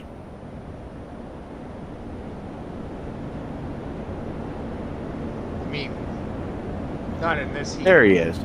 No. I was just on my screen. Never mind. Ignore that idiot behind the screen, whose voice you can hear. So Labonte shows the way. The lights are getting ready to go out on the Chevy Silverado pace truck, the official pace truck of iRacing, as we get ready to start Consi number 1, or restart Consi number 1. 2 Consis, we're taking 5 out of each. That's how this one's working, ladies and gentlemen. So, Labonte going to have the button kind of hanging back off the pace truck a little bit. And that's the one thing I wish the pace truck would do, is when the lights go out, I wish the pace truck would speed off. Yeah, agreed. So that you can get a gap and get, So, Nim, if you're listening, please. So pace truck is in. Labonte has the button, and green flag comes out before he pulls the trigger, and we are... Wow. We had cars on their lids, and that was 3 of our 4 that were transferring. That was Labonte, Moore, and Hardesty, all getting into trouble.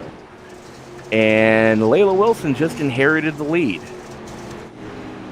because she had some heads-up driving. She drove under that mess. Hardesty didn't see it quite as well. So right now, Wilson in, Haas in, Mike Main in, Scotchnicki in, and Pariah in.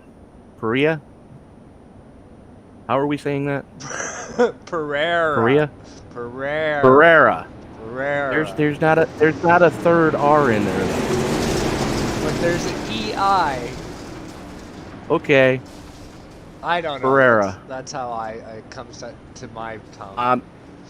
Richard, you can come to Weedsport and just right in the jaw if you want.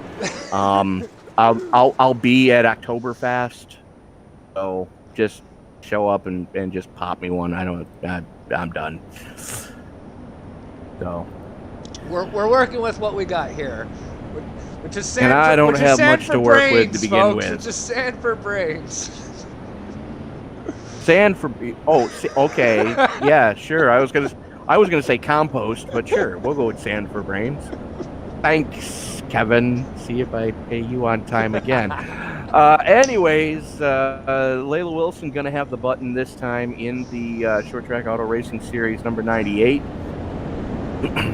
Only because you've spent so much time around dirt. That's all I mean. True story. True story. As the pace truck getting ready to go in, green flag is out, Wilson pulls the trigger, and we are back underway. So that is Wilson, Haas, Main, Scotchnicki, and Pereira. Pereira under heavy pressure right now. Whoa. And he's falling back. Yeah. Yeah, he got that all wrong coming off of 2. That's going to hand 5th place over to... Still not updating for me. Why is it not updating for me? We got Jordan Hardesty in 5th at the moment. Okay. Oh, and so we've Brett got the 91 Haas around. goes away. The 91's We are been turned around. green flag or white flag already came out. So that is going to... That was fast and furious. It goes. So Brett Haas coming home with the victory. He transfers. Layla Wilson transfers. Mike Main transfers. Hardesty in 4th transfers. And the final transfer spot, if they are taking 5, goes to Zach Scotchnicki in the 44. Consolation race number 2. Gridding up right now. They're already rolling. Thomas Richards in the 3T. He's going to be joined with Dylan Davidson in the 73. Dan Cider in the 84 is going to be joined with Cody McPherson in row 2. Eric Hauser is going to be joined with Pat Reiser in row number 3.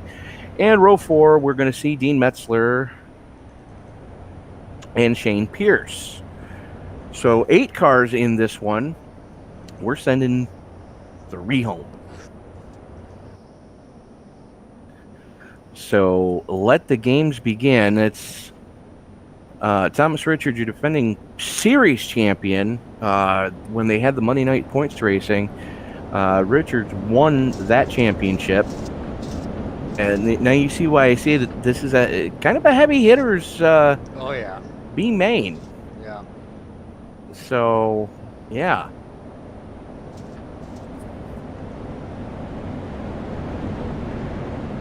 As we are going 10 laps, we transfer 5 into the feature. As the field works its way down the back straightaway, Richards and Davidson going to be bringing them to the green as the pace truck gets ready to make that hard left turn onto pit road. Behind the wall it goes, and green flag comes out. Davidson pulls the trigger, and Richards goes with him. Davidson with a nose out front at the stripe. Davidson running that cushion, and here comes the 7 of McPherson up the middle. He's joined with the 84 of Cider. Oh, we've got some contact in the back. We've got a lot of contact in the back, and that's Pat. No, that's not. That's Eric Hauser going around. Sorry, I saw the yellow and thought it was Pat Reiser for a second, but it's Eric Hauser in the 34, who got it all wrong. Yeah, I know what 35 you mean, yeah. being scored as the 34. Got it all wrong, bounced off the wall, and unfortunately, Dean Metzler, nowhere to go, just finished him off.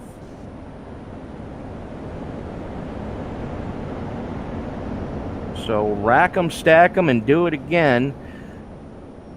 As of right this second, Richardson in, Davidson in, McPherson in, Cider in.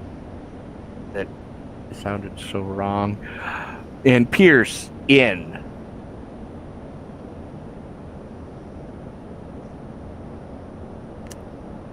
Reiser on the outside looking in, Metzler on the outside looking in, and Eric Hauser on the outside looking in currently.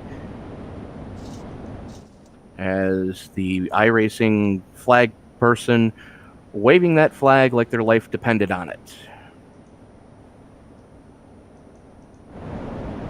So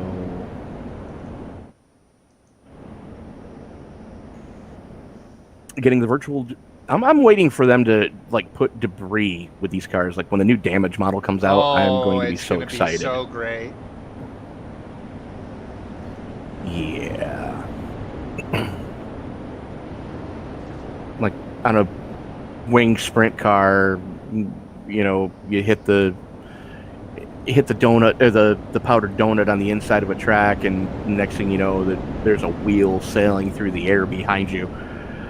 Yeah. So lights go out on the Chevy Silverado pace truck. Thomas Richards going to have the button. Dylan Davidson going to have to go with him. Going to have to get a decent restart in 73.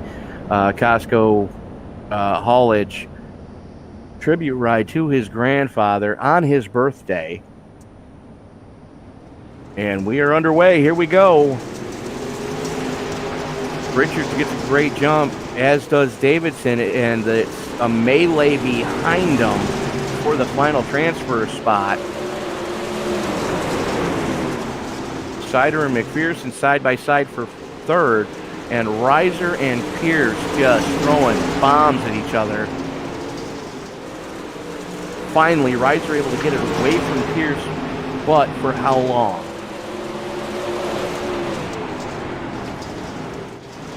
As the field works its way out of turn number 3. Here we go. White flag in the air. No, I'm sorry. 3 laps to go. So used to heat racing here. Dylan Davidson currently in, sitting in second place. The battle of Cider and McPherson behind him is really starting to heat up. McPherson just throwing bombs going into the corner, not able to get those slide jobs done. As Pat Reiser just bides his time, sitting in the final transfer spot. This time, white flag in the air. Thomas Richards in the 3T, showing the way. Davidson fends off another one from McPherson. McPherson now under attack from Cider on the outside. And give that one to Richardson, Davidson in, Cider in, McPherson in, and Reiser in. Those are your final transfers into the A main.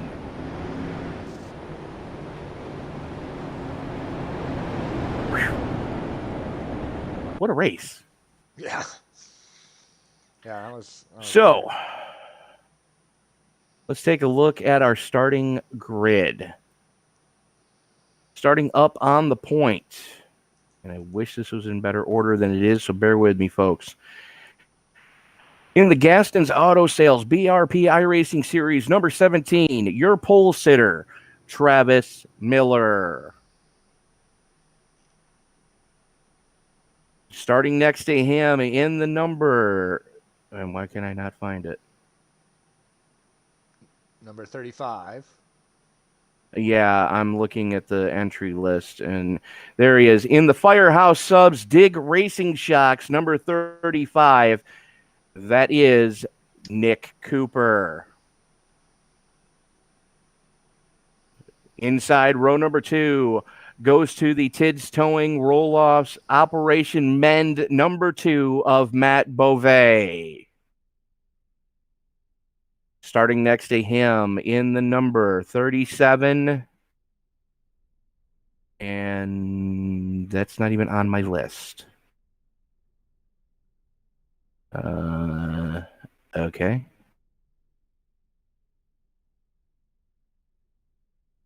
That's not even on my list. So, yeah, I know, but I'm trying to read their sponsors like I was asked to. Starting next to him is going to be the 37 of Felix Roy. Inside row number 3. Yeah. Really need to organize this better. Is the number 21 of Tyler Pachelski. Starting next to him is going to be the 101 of Mark Murray. Inside row number 4.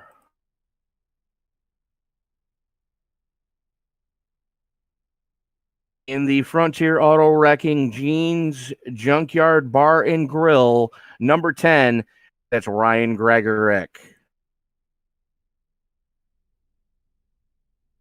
Starting next to him, in the Bicknell Racing Products Rival Powder Coating MDR Designs, number 88, that is Corby Daniels. Inside row number 5.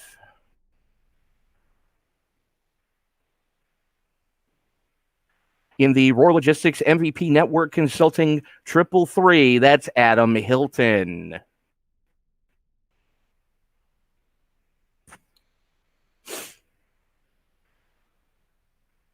Starting next to him, you sorry? Yeah, I'm sorry. I was putting up the grid, but our timing screen isn't showing the correct grid at the moment. Okay. Anyways, so where did I leave off? Starting outside row number 5 in the Golfy Concrete TriStar Forming number 80, that's Chris Steele.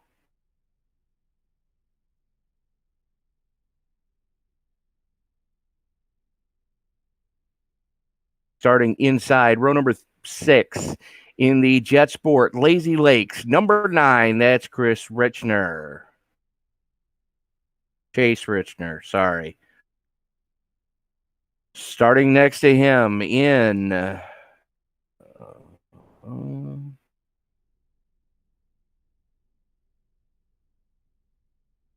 there we are. In the Seaway Fluid Power Saint Amend Auto Repair number 71, that's Liam Daniels. Inside row number 7.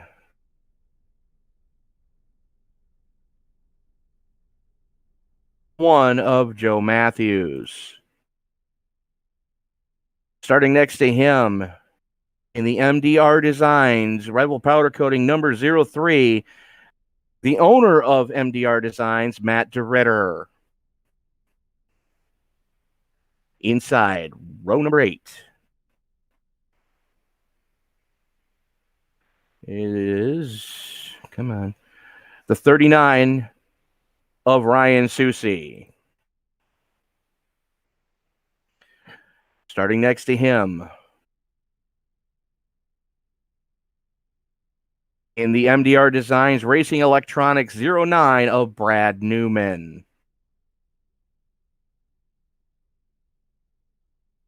Inside row number 9 in the Salt Life Lucas Oil, the BRP Racing Series number 99H, that's Double H himself, Hunter Hallberg.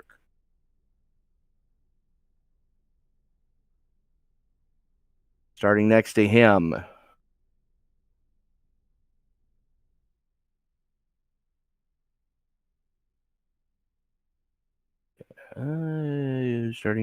is sit on my list. Thanks, guys. Thank you, Easter Bunny. Is the 16 of Derek Wutsky. Starting inside row number 10. In the GeForce TV 513, that's Jeff Baker.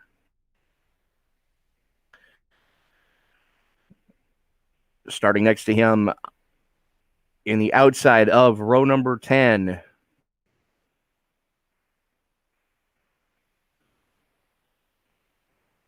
is the 311 of Sam Panach.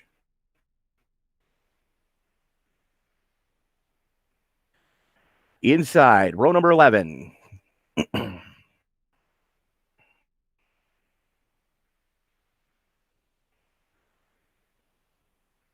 In the Mac Tools Dave Prime Jr. MJI Transport 55, that's Brett Haas. Starting next to him in the 3T.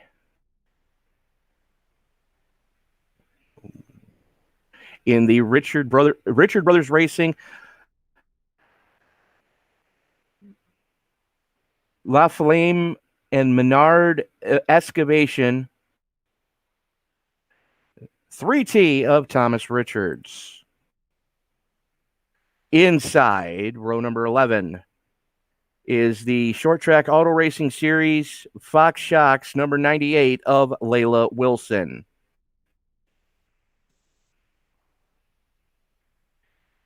In the Davidson Line Marking Property Maintenance and Pete Cosco Haulage number 73, that's Dylan Davidson. Inside, row number 13, is the Fox Racing Shocks number 97 of Mike Main. Starting next to him is the CCA Niagara on the Ridge Contracting number 84. That's Dan Cider. Starting inside row number 14. Driving the Costco Haulage Patrick Brothers number 30. That's Jordan Hardesty. Starting next to him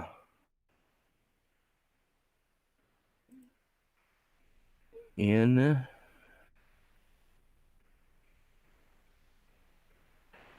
the McPherson Brothers Trucking Guy McPherson Haulage number 7, that's Cody McPherson.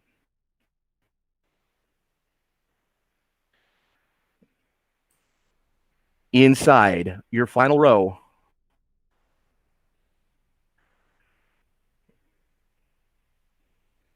in the Visa Maria College ZAS Designs and Photography number 44, that's Zach Skotchnicki. And starting shotgun on the field in the Not Just Another Racing Podcast, MDR Designs, Bicknell Racing Products number 33, that's Pat Reiser. We ask now that everybody please rise as we get our invocation for this evening. You don't have anything to do yet. It's just the invocation. No, I just wanted what you're to. thinking. I just wanted to give you a word from the paddock. When Ryan Gregorick, just a shout out to one of the drivers. Ryan Gregorick's grandmother passed away 2 days ago, and just wanted to send our condolences. Thank Ryan for driving in this race, and just wanted to put that out there. We got word behind the scenes about that, and that's a tough thing to deal with, and still go forward with something like this. So condolences to Ryan and his family. Absolutely. As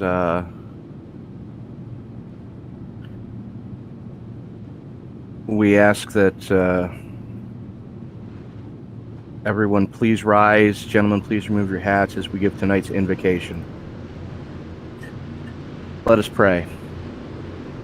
Heavenly Father, we thank you for allowing us to gather in your presence here today.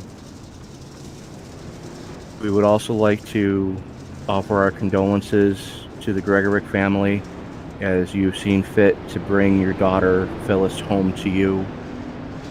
We also want to thank you for allowing us to celebrate the life of your son Peter. We ask that you watch over and protect the Gregorick and Cosco families this evening, and thank you for allowing them to join us as we race tonight. We thank you for keeping us all safe in this time of trouble throughout the world, and look forward to the time when you will allow us to gather face to face again. In your name, we pray. Amen. We ask that you please stay standing as we present tonight's Canadian national anthem.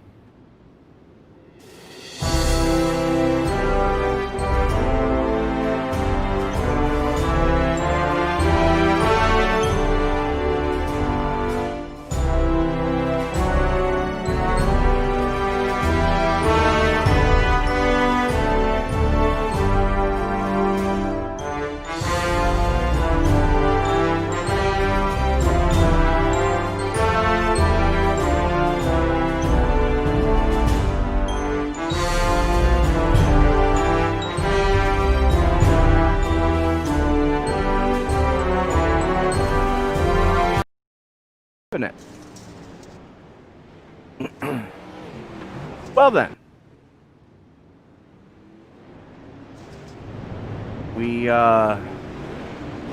we're under yellow. I don't know what happened. There's a car upside down.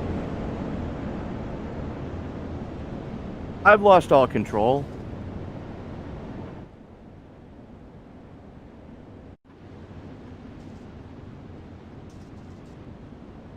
So, yeah, apparently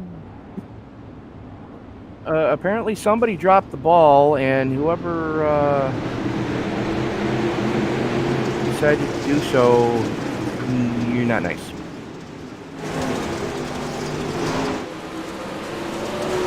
So,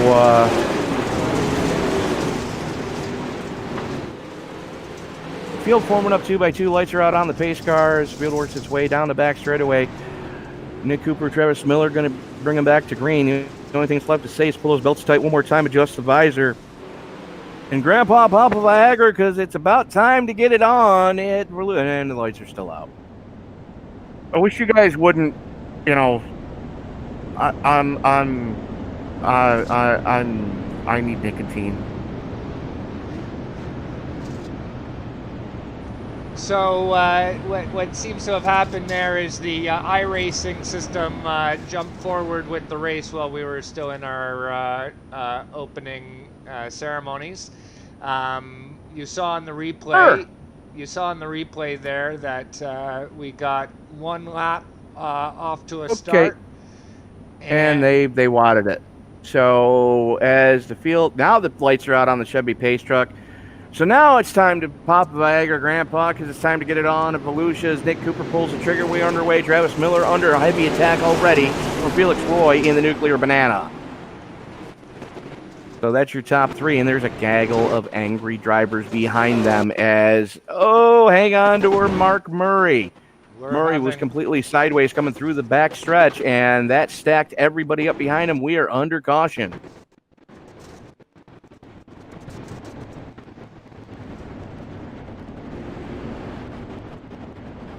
You're not the only one.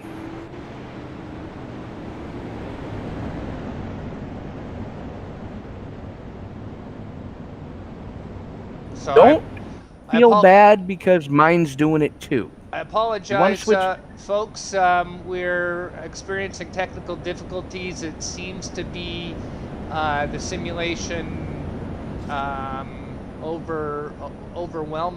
overwhelmed at the moment.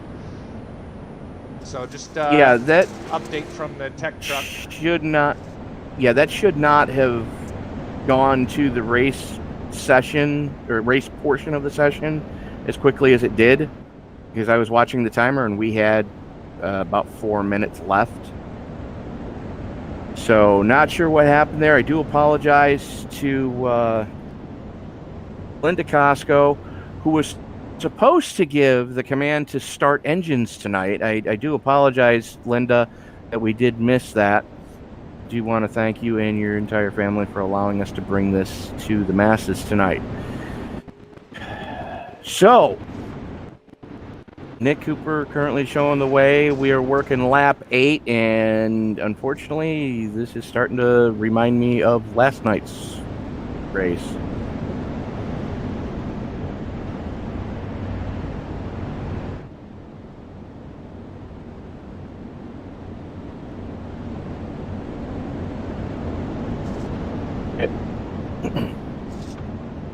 It's a number of cars on track issue. And I didn't think about that earlier. When you have the graphics that you need to be able to see a dirt race properly, this many cars on track taxes a system, ladies and gentlemen. So please bear with us as we try to deal with the technical difficulties. We're doing what we can as we are back under green. Cooper showing the way. Miller hanging right there with him, as is Roy. And we are back under caution. Yay. If you're playing the at-home drinking game with us, that's 3.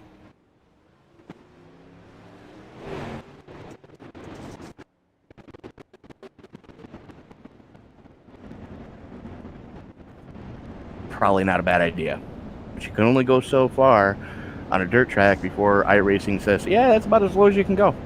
And I'm still trying to find where the caution was, so bear with me, ladies and gentlemen. I do apologize. Looks like possibly the 3 of Thomas Richards was involved in it. Whether or not he was the cause of it, I don't think so. But it's weird seeing the 3 as far back as I'm currently seeing him, as changed the restart to single file. Probably not a bad idea.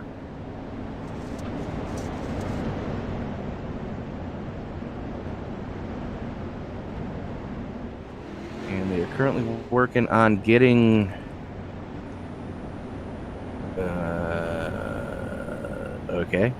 All right. Well, hopefully the technical problems have been sorted out.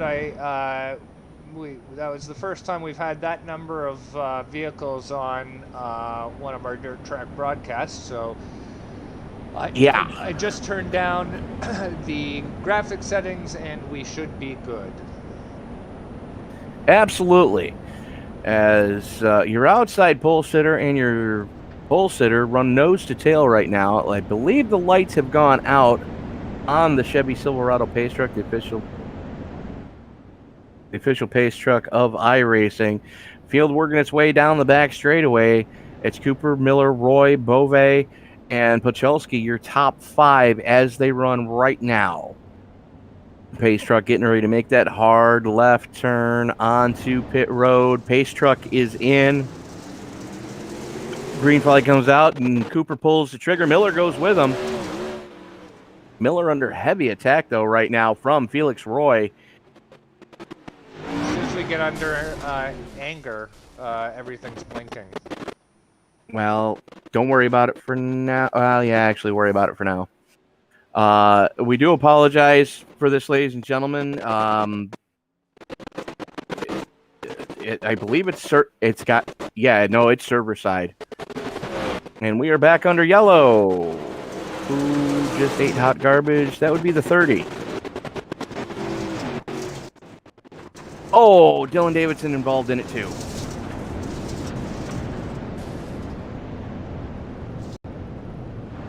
Dylan Davidson getting a big piece of that one. Let's see what did happen.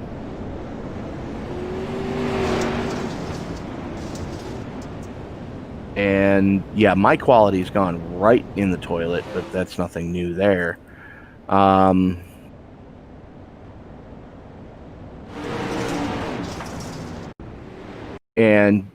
Dylan just got completely run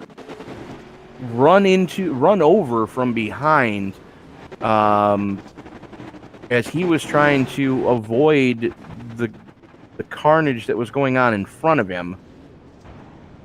So And Zach Skocznicki was removed from the server. So the 44 couldn't play nice with everybody, so hey, goodbye.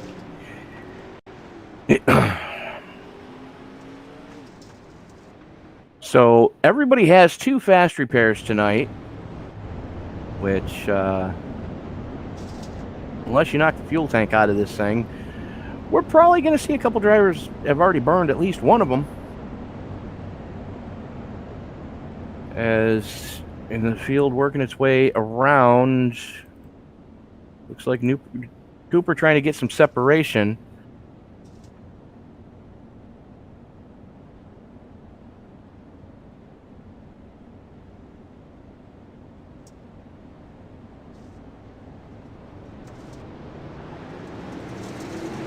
Green flag is out. Cooper pulls the trigger and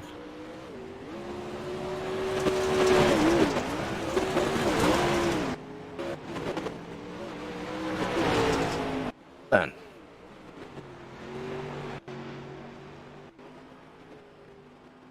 Let's close your web browser and jump over to TeamSpeak. We're going to try that. Just close your web browser completely. Close the app then. Close the app.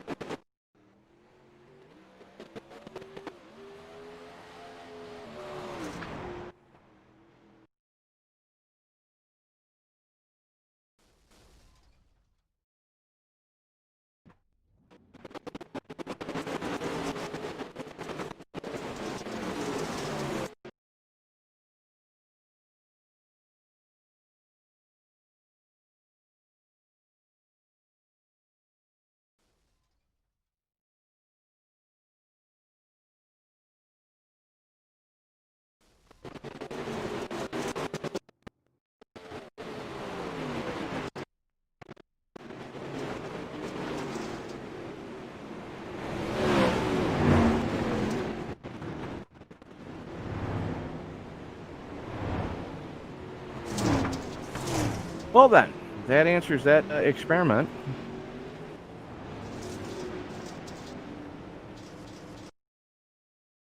Kevin.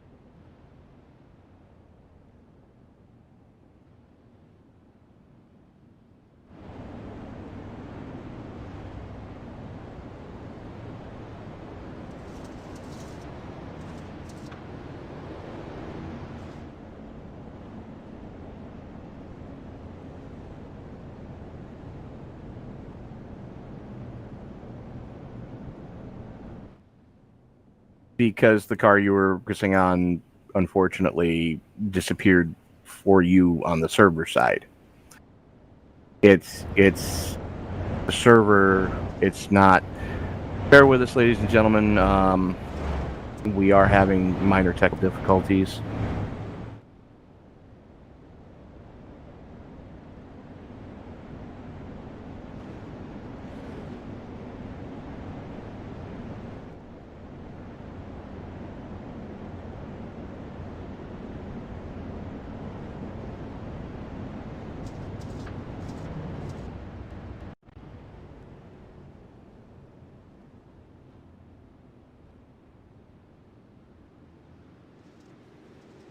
Are we live?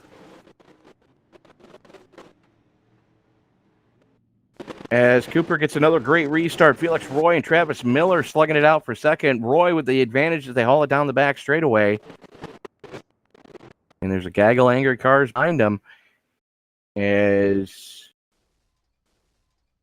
we are 29 laps in the books.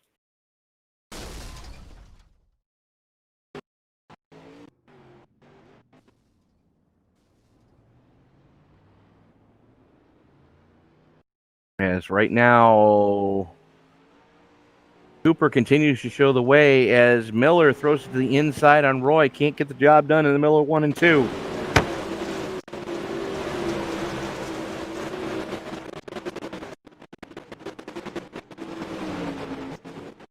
Trying to make it happen. And that is absolutely an iRacing server side issue. That is not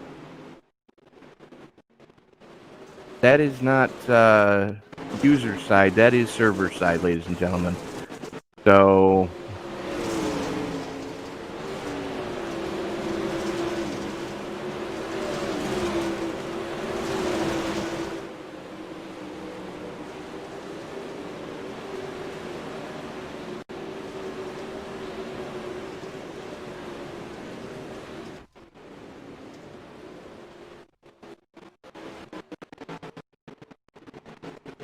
okay. Go to a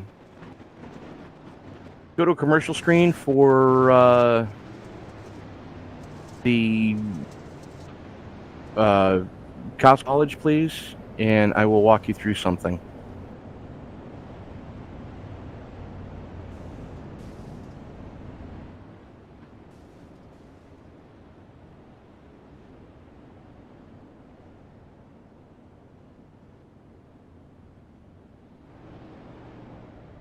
Let me know when we're...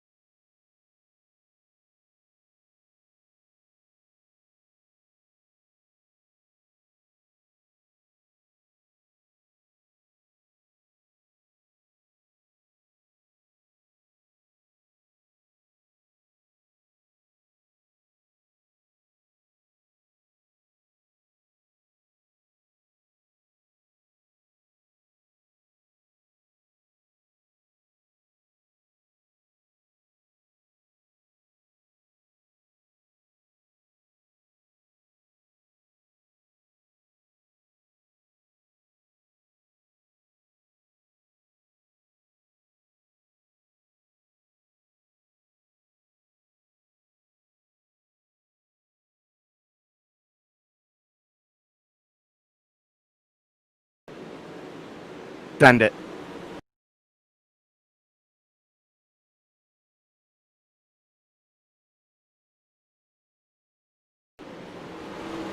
Ladies and gentlemen, I do apologize for the technical difficulties. It's iRacing being iRacing.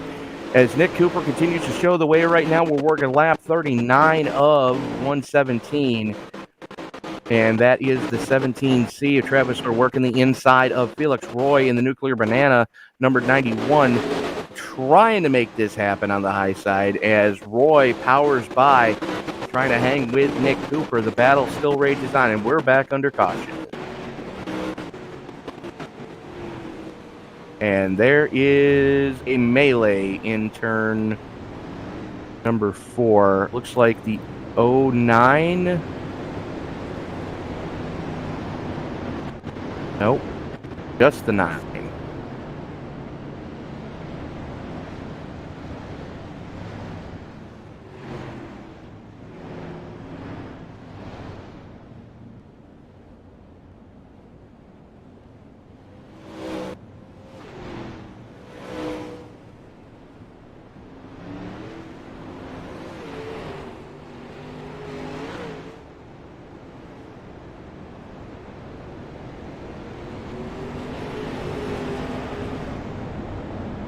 I'm looking.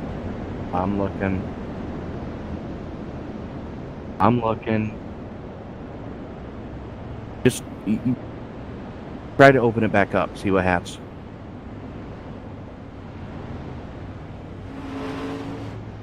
Don't put the overlay in. Just use the timing screen.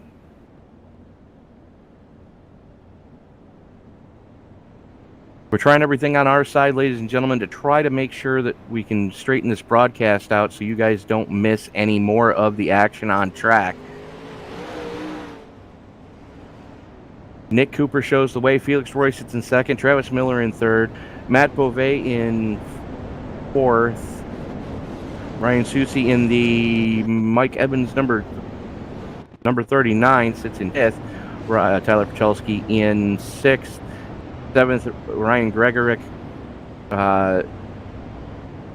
Sam Panache in eighth. Joe Matthews in ninth. And Riser rounding out your top 10. Dylan Davidson sits just outside the top 10 right now in the Pete Cosco haulage number 73. As we get ready to go back to green, pace truck is in. Cooper has the button. We are single file, and flag is out. We are back underway. 3 wide right now. That's Beauvais, Susi, and Pachelski as they finally get it sorted out, get it down to 2 wide. And that is Susi trying to make some headway. Right now, Travis Miller trying to figure out how to get by Felix Roy for second.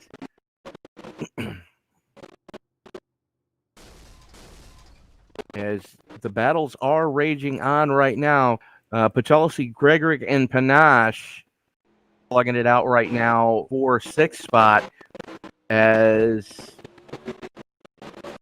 Dylan Davidson working the low side on Pat Reiser, trying to get into the top 10. That's Davidson down low, Reiser on the high side. And we are back under caution.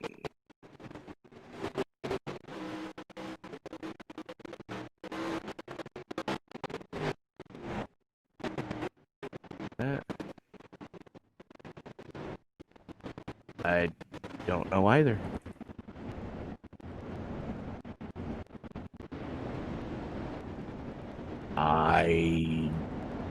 Oh man. Mute me for a second.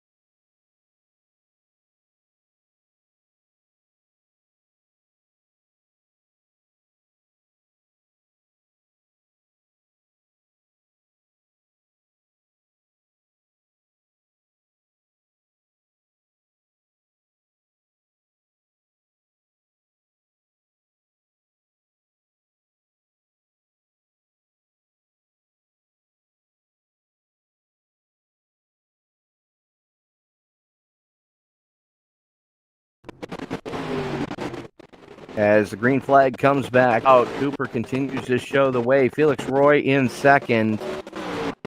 And he is under heavy attack now from Travis Miller in the 17D.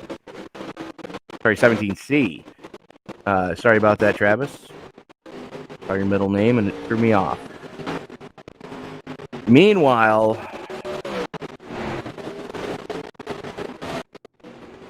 there is a big race going on. Dylan Davidson has found his way to 9th. Currently slugging it out with Risers. They have both a couple of spots. And he's gotten the advantage this time as Riser is under attack from, that's Thomas Richards in the 3D. Trying to get his car back into the, up towards the front of this field.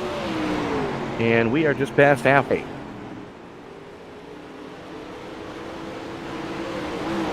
Cooper shows the way. Felix Roy sits in second. Travis Miller in third. Ryan Susi is in fourth. Matt Beauvais in fifth. Sam Panache in sixth. Ryan Gregory in seventh. Dylan Davidson up to eighth in the Pete Cosco number 73.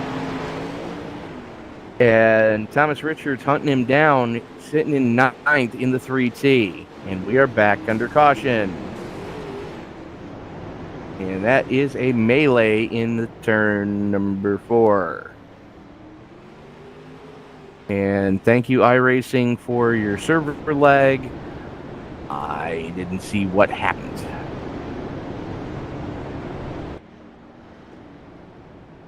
All I see is cars ghosting over other cars.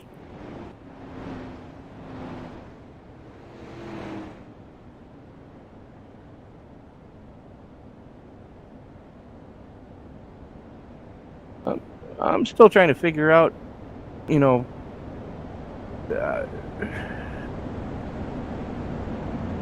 ladies and gentlemen, again, I do apologize. This is an iRacing server issue. Both of our systems are showing perfect latency, perfect quality, and every time we go back to green, half hours disappear. I can only imagine what it's like for the drivers out on track right now. We only have currently 10 drivers on the broadcasting in the broadcast trucks view. See, I've got a couple more than you guys. I'm able to pick up all.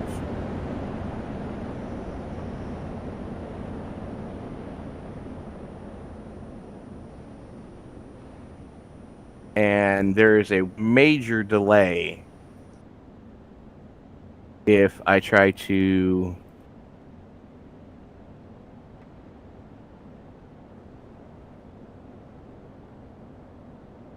come on. Again, ladies and gentlemen, I do apologize. As Pace Truck starts to come back in and Cooper pulls the trigger, we are back underway, and oh, brother, we've got trouble now.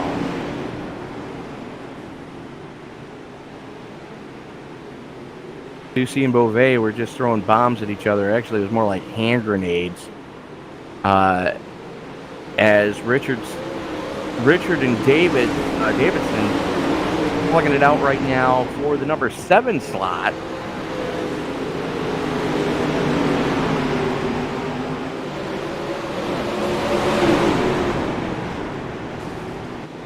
Davidson on the high side. Whoa, hang on to her.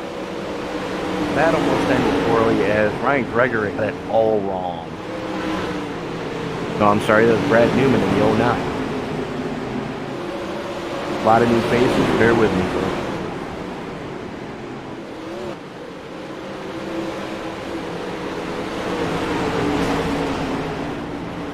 As Travis Miller chill's trying to figure out a way to get you and then by Felix Roy.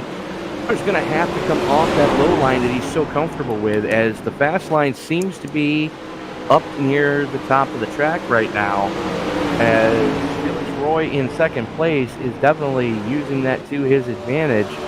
And you know, Ryan Susi is not afraid to do that, as he is hunting down Travis Miller right now. Miller in deep trouble in the Pete Cosco haulage number 17C. Currently sitting in the number 3 spot. And Don't look now, but here comes Thomas Richards as he is almost back into the top 5. He is slugging it out right now with the use of Beauvais. Oh, and number Give that. Oh, number there 3 he gets goes. turned around. Yeah, he definitely got bumped.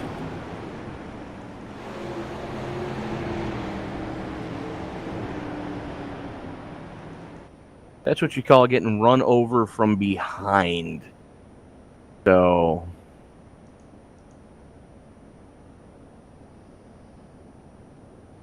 luckily, no one hit him.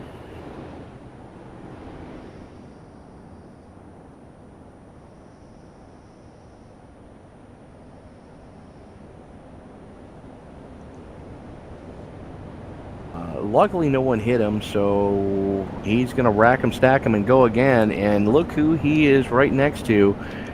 That is Double H himself, Hunter Holberg. Going to be restarting there, it looks like, with Matt DeRitter in the 03. Yes, he is.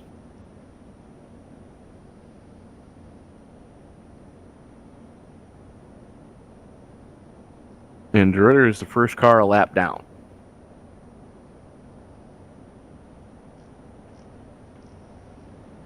So, getting ready to start lap 6-9 of 117. Nick Cooper shows the way. Felix Roy sits in second. Travis Miller in third.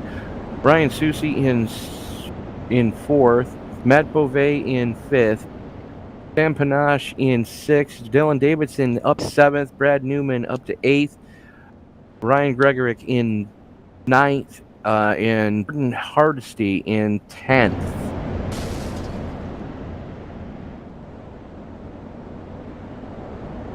Like Adam Hilton has put it on the hauler completely, and they are getting ready to leave the facility.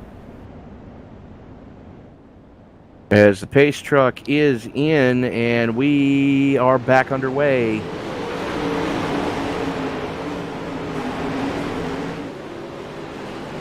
Cooper pulls the trigger and gets away cleanly.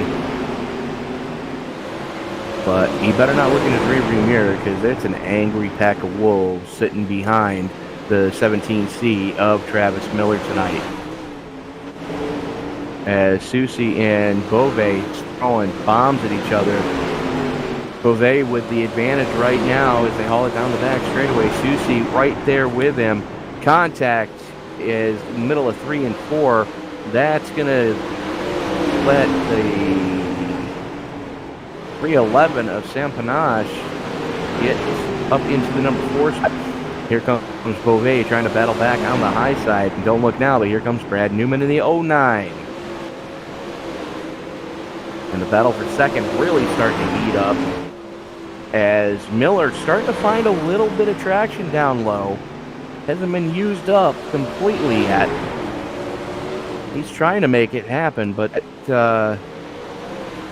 can see that lane that Cooper's running is about half a lane up from where Miller is. And Felix Roy just able to carry so much more momentum on the high side that Miller's not able to really get by him. But these guys have really stretched out a lead almost the length of the front straightaway from Miller to Panache.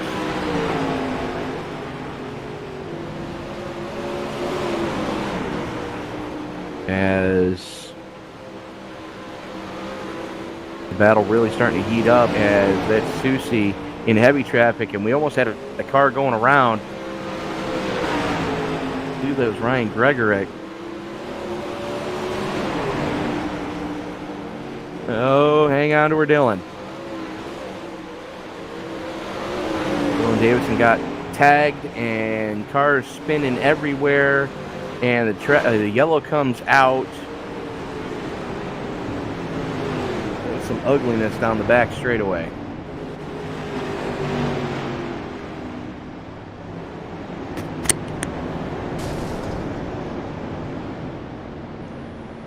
To give you an idea of how bad things are right now, Dylan was disappeared from our timing screen during that incident. What a coincidence. He just from my screen completely.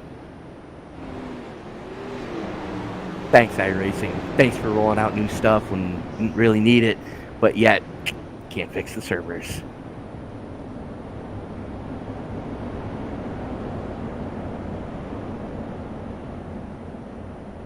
So, how about that local sports team?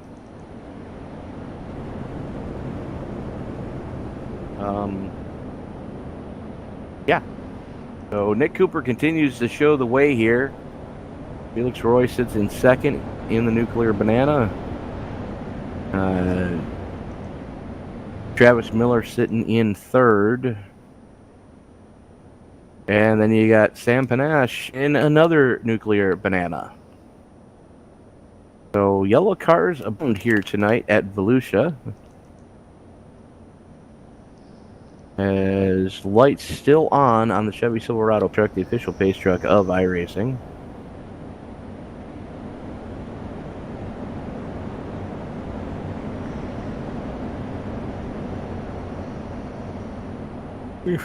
Oh.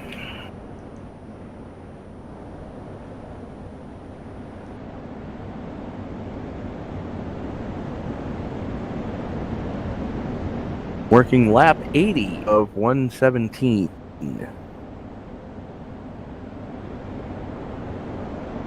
As the field getting ready to go back green, Cooper going to have the button one more time. Is what kind of restart guys behind him get as pace truck's in, Cooper pulls the trigger, and we are back underway.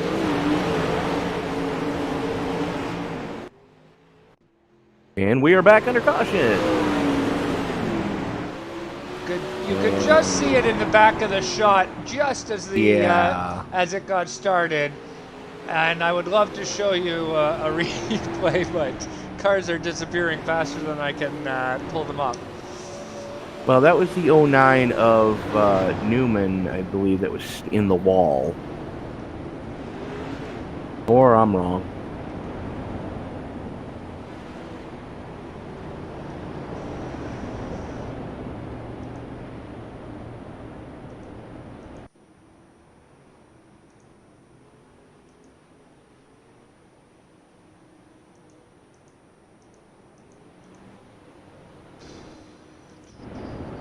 That was Corby Daniels stuck in the wall. Yeah.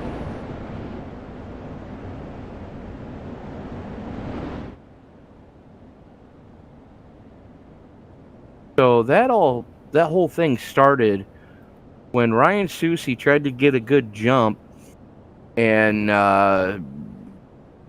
Matt Beauvais went up and over.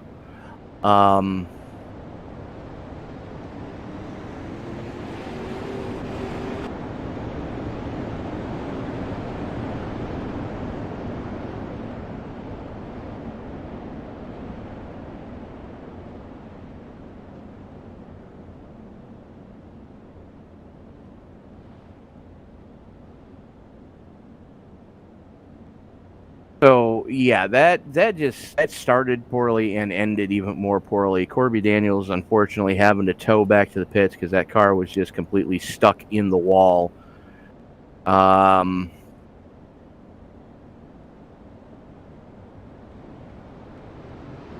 Pace truck is in, Cooper to trigger, and we are back underway.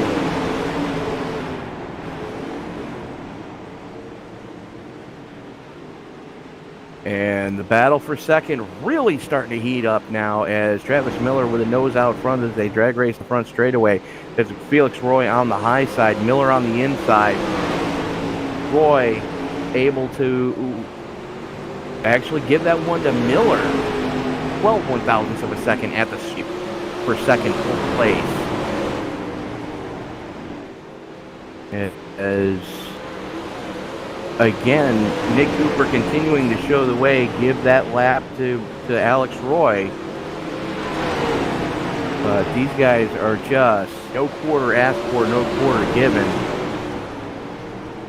As Miller doing everything he can to try to put 17C into victory lane tonight. up one more rung on the podium, I should say. He's already on the podium. The question is, does Felix Roy have what it takes to hang on for second? We're about to find out as we're working lap 88 now on lap 89.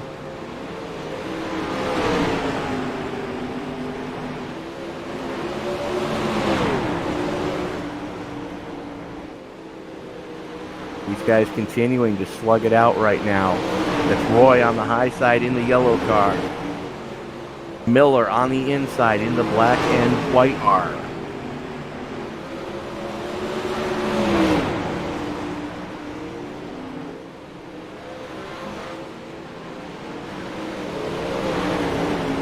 Guys are just throwing bombs at each other.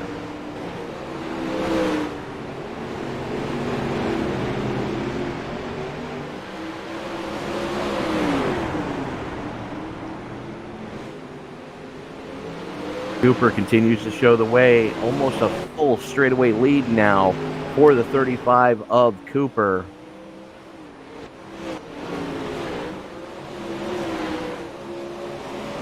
Roy and Miller still just side by side. Roy's able to carry a little more down the top from the top side. Miller taking the short way around. And we are back under caution. Looks like the 10.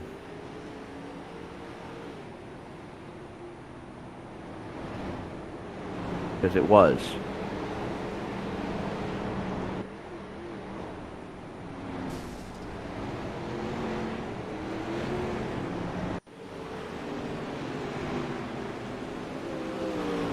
And that was the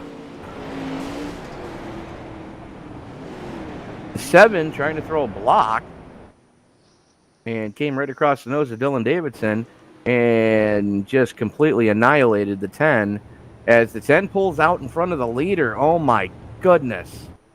What are you doing, son?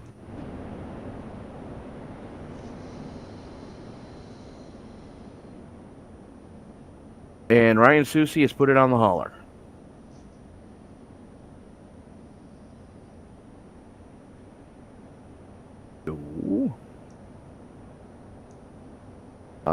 I think we need to get a new fire suit in the 35 pit, because I dare say Nick Cooper probably changed the flavor of his, something along the lines of dark chocolate, maybe with a nut, little nut mixed in there, peanuts, Cracker Jack. But some poo came out. That's what I'm trying to say. Nick Cooper continues to show the way, though. Felix Roy sits in second. Just Miller in third. Sam Panache in fourth. Matt Beauvais in fifth. Brad Newman in sixth. Thomas Richards in seventh. Joseph Matthews in eighth. Dan Cider in ninth. And Hunter Holberg, after starting 17th, sits in 10th. Your big mover of the race so far is Dan Cider, started in the 26th starting spot. As the pace truck is in, we are back underway.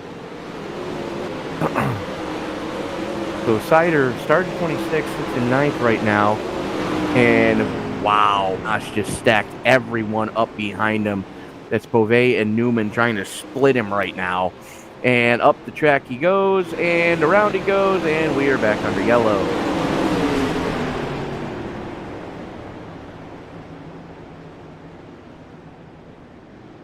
And yeah, he's upside down.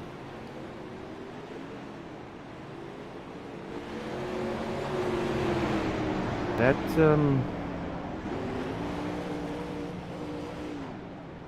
yeah, he just got blasted by 3 cars, and yeah, that's yeah, it's gonna cost you some spots, bud. So that's going to promote Brad Newman up into 4th. Thomas Richards up into 5th. After having to drop back because of getting turned earlier. Matt Beauvais sits in 6th. Joe Matthews up into 7th and Cider in 8th now. Hunter Holberg in 9th, and Dylan Davidson cracks back into the top 10.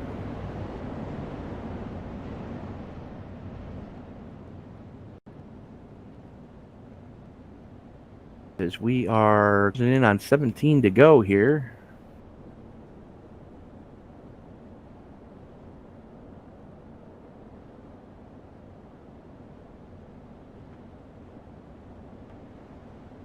And the pace truck has the lights on.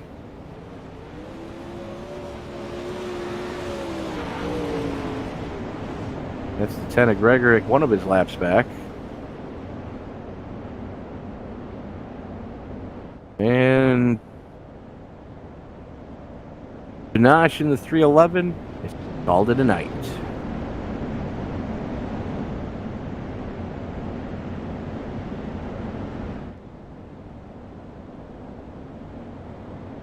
So, lights go out on the Chevy Silverado pace truck, the official truck of iRacing. Nick Cooper going to have the button as the field works its way into the 3-4 complex. We are getting close to the final stages of this race, and everybody clawing and fighting to see what they can get out of it. We are back underway. Green flag is out, and I see ugliness brewing. No, I did not just look in the mirror. Thank you very much. As these guys know they've got to get it done in just a handful of more laps.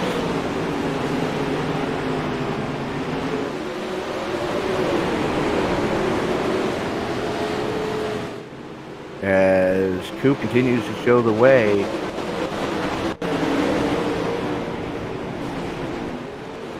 Felix Roy sits in second, and they're second him up as I think that was the one. Yes, it was. That was Joe Matthews getting into the back of Tom Richards, almost turning him. Richards able to collect it and keep going.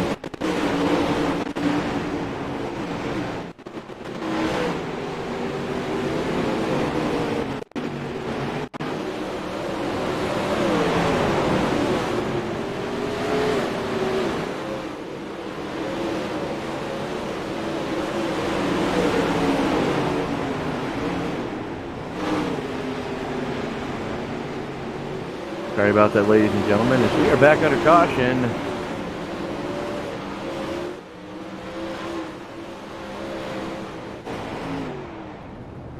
Why did that look like it was? Richards got turned.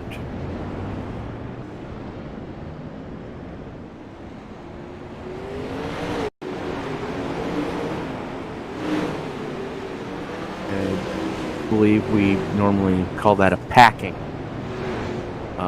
Joe Matthews just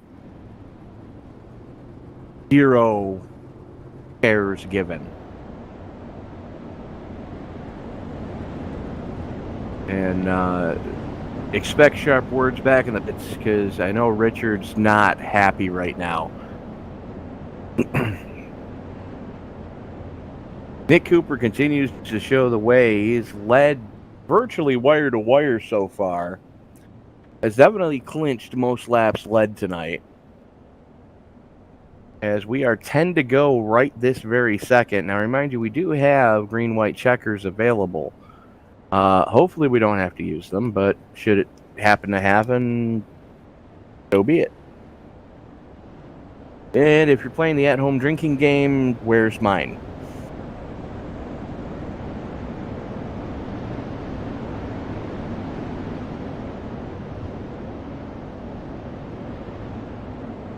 So Cooper, Roy, Miller, Newman, Bove, Matthews, Davidson, Holberg,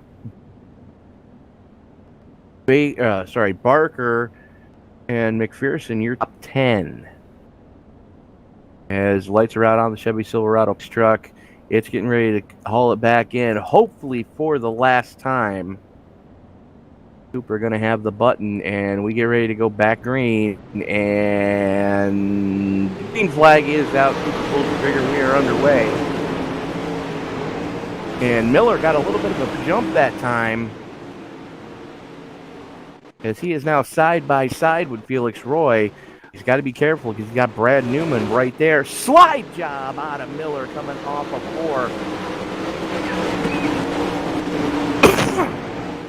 4. Roy crosses him over, tries to pay the slide job back. Miller comes down back on the back straightaway.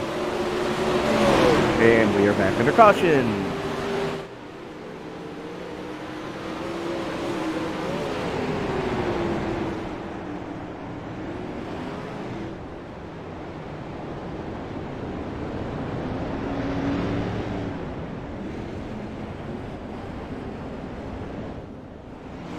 And Gregorick in the 10. Catching a piece of action there.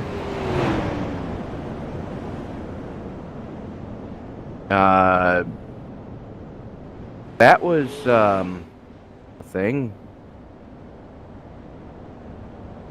So, yeah, the 101 just ended up on his roof. Probably going to do it for Murphy, as he's going to have to tow.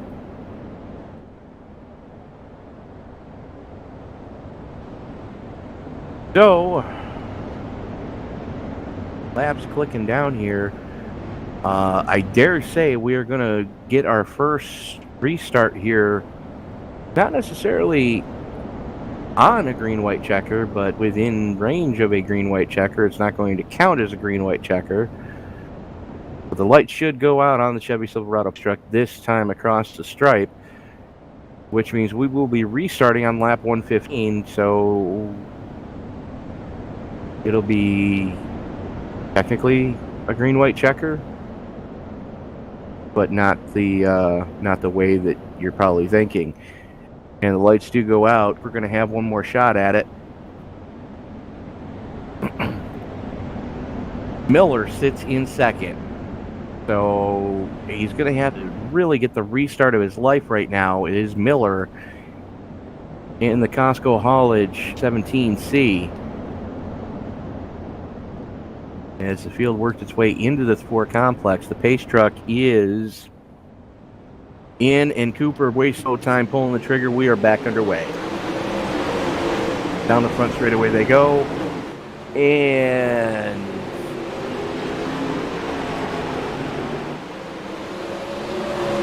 the race really starting to heat up for the finals to that podium. That's Miller back on the inside. Roy on the high side. Popsicle sticks in the air.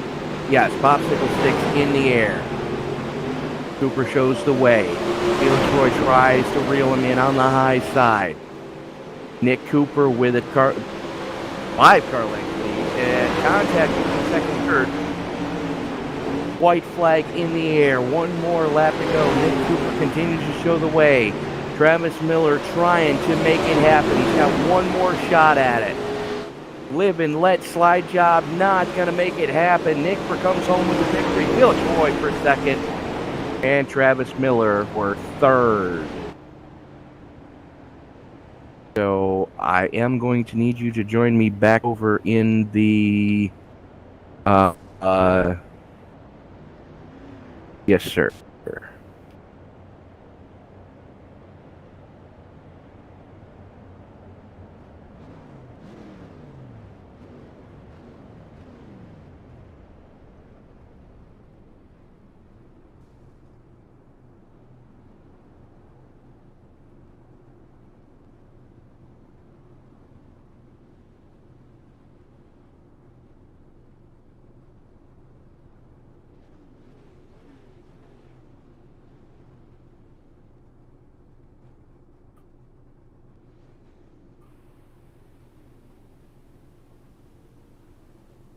There he is.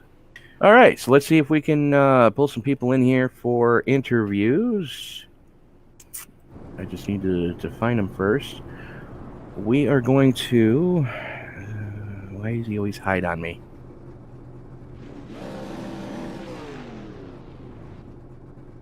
There he is. Gabgum kid was hiding.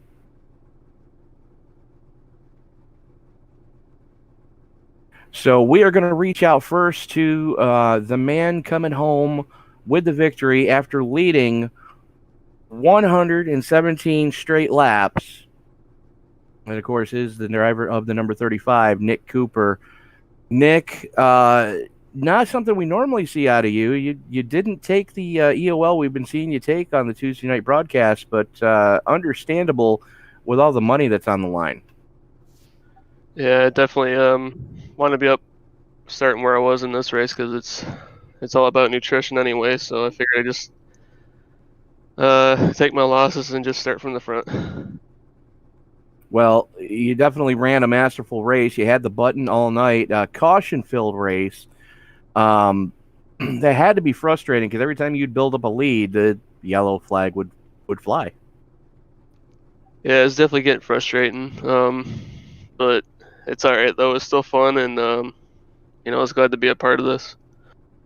Well, it was definitely fun to watch you do what you do. Moving on to next week, I know that now you being from the greater Northeast U.S., Southern Canada racing scene, I'm sure that your path probably did cross Pete Cosco at least once or twice during your racing career early on. Yeah, definitely. I wasn't aware at the time, but I think he owned Merrittville, and I used to race micro sprints up there. We used to travel with a series, and always loved going to like Merrittville and Humberstone and all of them. So my condolences to the family and everybody involved, and I hope they're getting closure, and I hope everything works out. All right. Well, Nick, again, congratulations on the victory. Is there anybody you want to thank before we let you go? I want to thank Corby, everybody at Bicknell, the BRP series, Firehouse Subs, everybody that helps me on the real car, Dig Shocks, and also as a gesture, I'd like to give $50 back to the family of my winnings because I feel like that's the right thing to do. My feelings for you guys are the loss of a loved one is nothing to take lightly, and I feel for you. That's an awesome gesture, Nick, and I'm going to put you down into the chat with Dylan and Corby, and you can talk that out with them. Again, congratulations on the win, leading wire to wire, and we will see you next week. Thank you. That's Nick Cooper, everybody, as he led wire to wire, and a guy that put up a hell of a battle for second there in the closing laps. We are talking, of course, about the number 37 of Felix Roy. Felix, congratulations, sir. Thanks. Is it Roy or Wah? Roy. Okay. I wanted to make sure because I've heard it pronounced both ways. That's why I thought I'd check with you, sir. So, talk us through those closing laps because we saw Miller get by you before the last caution, and then you got by him, and then it was a drag race and slide jobs, and talk us through it. Yeah, it was pretty fun. I mean, I was in front of him a couple of laps, and in these final laps, he got me with slide jobs, and we got a yellow, and we got a good race. He left me a lane on top. It was pretty fun. Looked like you were able to carry a whole ton more momentum on that high side than Travis was on the low side. Yeah, I was running the top side. It was good for me. I wasn't able to make some good work down low, so I'm pretty good on the top, probably every tracks, and yeah. Well, Felix, congratulations on the podium. Anybody you want to thank before we let you go, sir?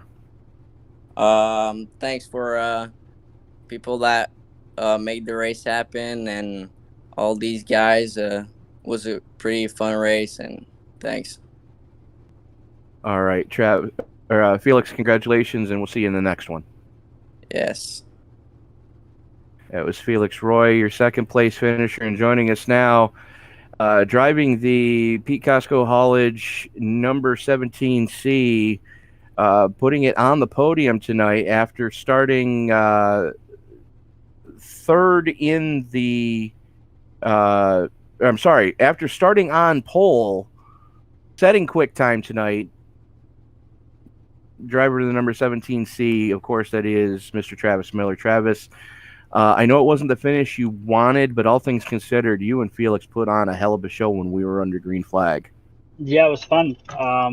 Unfortunately, we didn't have anything for Nick, but I thought we could get second. And I just made a couple mistakes there with a couple to go, but it was fun. We raced, me and Felix raced door to door for about, I think, like 25 laps or so. So that was fun, and yeah.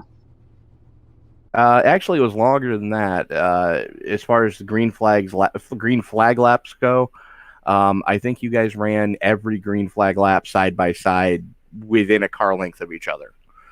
But talk us through the emotion having driven basically Pete. What would have been Pete's late model if he were with us? Your thoughts behind that one tonight.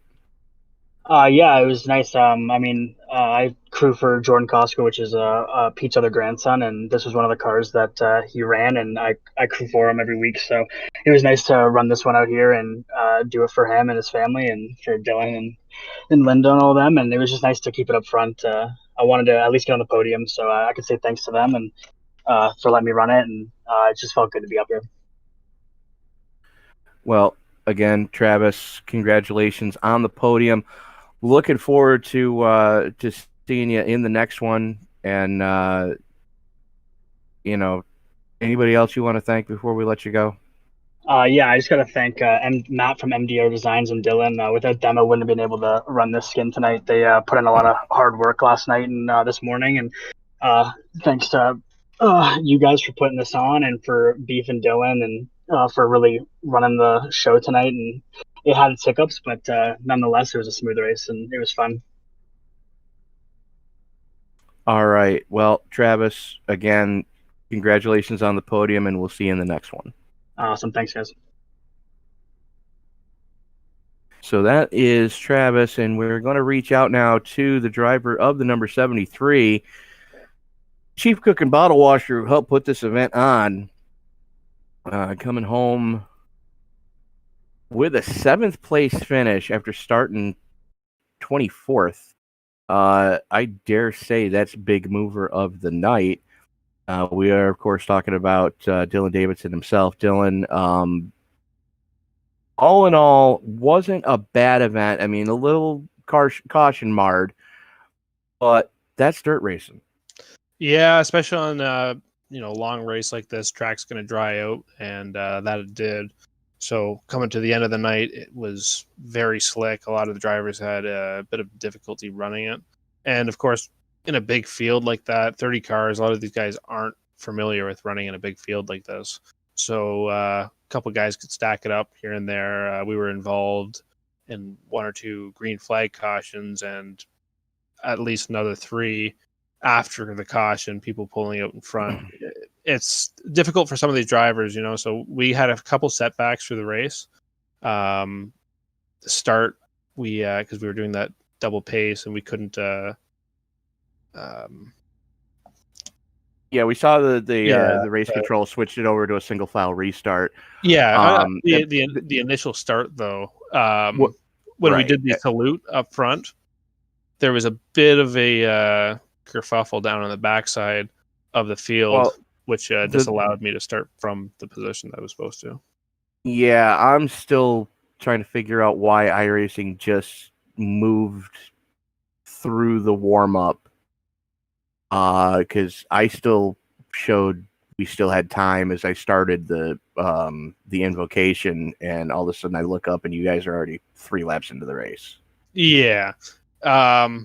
And that's, it's just a part of it. Hopefully iRacing can add more options so we can do these kind of events in a timely manner and not in such a rush. It kind of disallowed us to do what we wanted to with the event, but nevertheless, it was still a wonderful event. I'm glad that everybody came out. Huge turnout with 40 cars, and just love to see it. People representing my grandfather really,